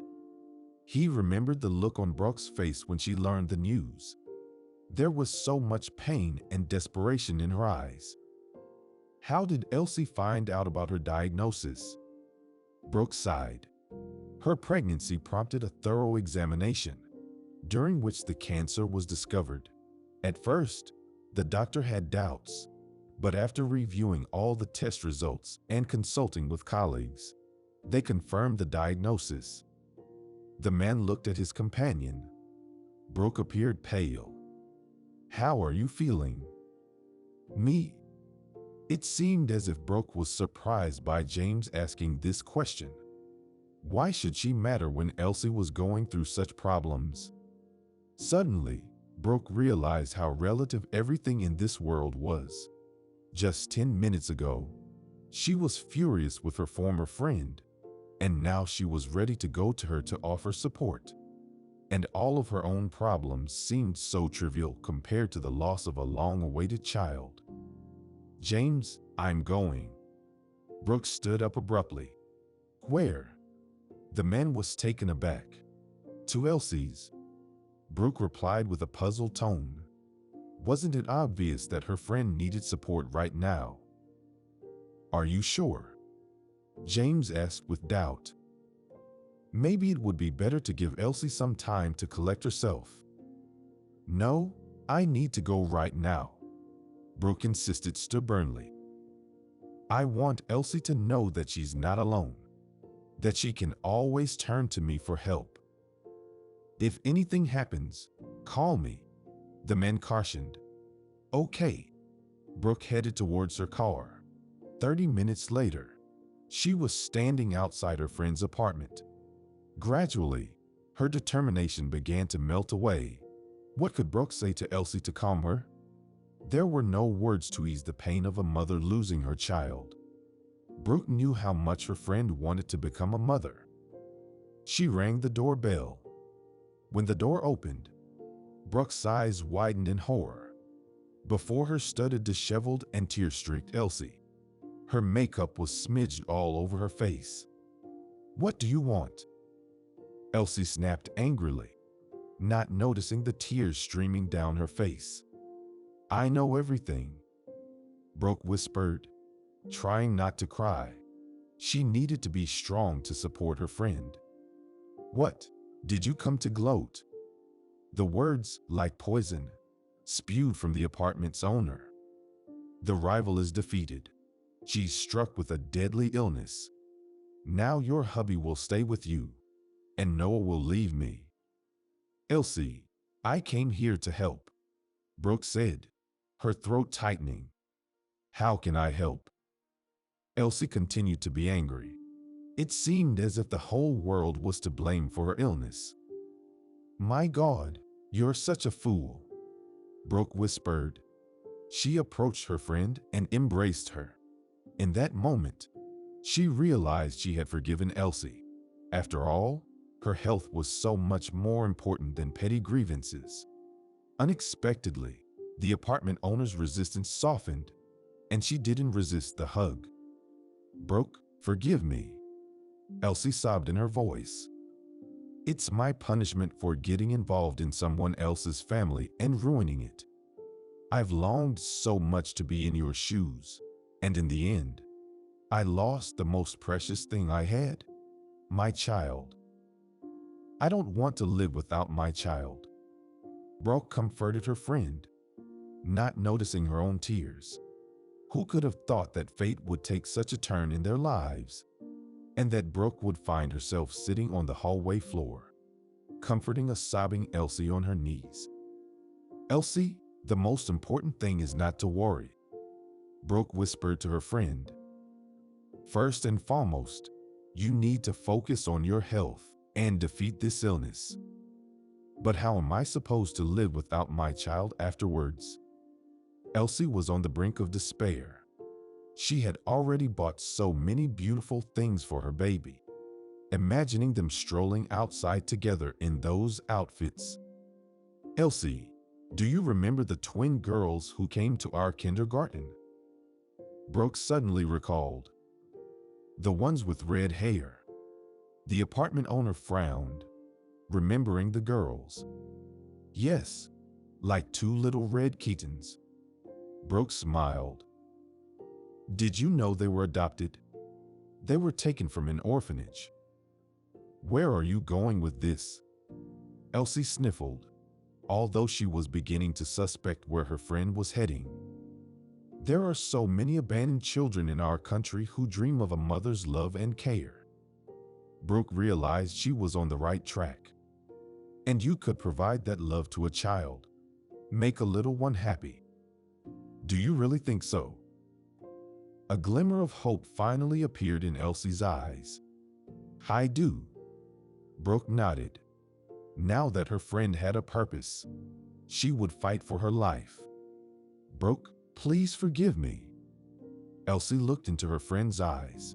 It was important to her that the guest harbored no ill will. "I destroyed your family, left a child without a father. Honestly, I need to thank you." Brooke smiled. "Why?" Elsie was taken aback by her friend's words. "This whole situation opened my eyes to my husband." The guest chuckled. "Henry was always selfish and loved, first and foremost, only himself. And then me and the children. I used to think that's how it should be. Yes, my husband was generous with gifts, took care of me in front of others, helped out, but in reality," Brooke sighed. "Often after dinner, Henry would just get up from the table and go to the bedroom, leaving all the dishes on the table. I never would have thought he was like that."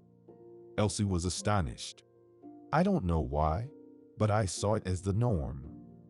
The young woman smiled. "Only now do I realize that I live like a zombie, under the spell of my beloved husband. Brooke, thank you for being there for me." 3 years passed. Brooke was walking with little Lily down the street. It was clear she was nervous. Emma and Jessica sat on a bench nearby, animatedly discussing the latest news. "Mom, what's taking so long?" Eliza asked, glancing at Brooke. "I don't know." The woman sighed. "They should have come out by now. Did we come late?" Unexpectedly, Michael's voice came from behind. Turning around, Brooke saw her daughter's fiancé accompanied by James and his wife, Madison. Brooke was happy for her friend. Madison was a wonderful woman who supported her husband in everything and was his pillar of support. "No, you're not late." Eliza approached the groom and kissed him. "Why is it taking so long?" James asked. He walked up to Lily and picked her up. "You're my good girl," he said in an affectionate tone. James was the godfather of the girl. "You're my sweetie." "We don't know." Brooke shrugged. "We're starting to worry ourselves." "Well, while they're not here, maybe we can discuss the upcoming event a bit," Eliza suggested, referring to her wedding with Michael.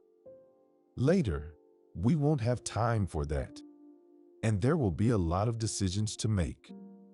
"Did you manage to reach your dad?" Brooke asked. The thing was, when Henry realized his wife wouldn't return to him, he decided there was nothing left for him in this town.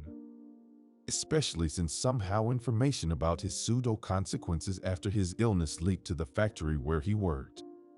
Everyone started talking about it, mostly in an ironic way. So Henry decided to leave for another city. He cut off all contact with his children, considering them traitors. His mother didn't go with him, even though he invited her. Emma chose to stay, because that's where Brooke and her grandchildren were. Her only son was seriously offended by her for that. No. Eliza smiled sadly.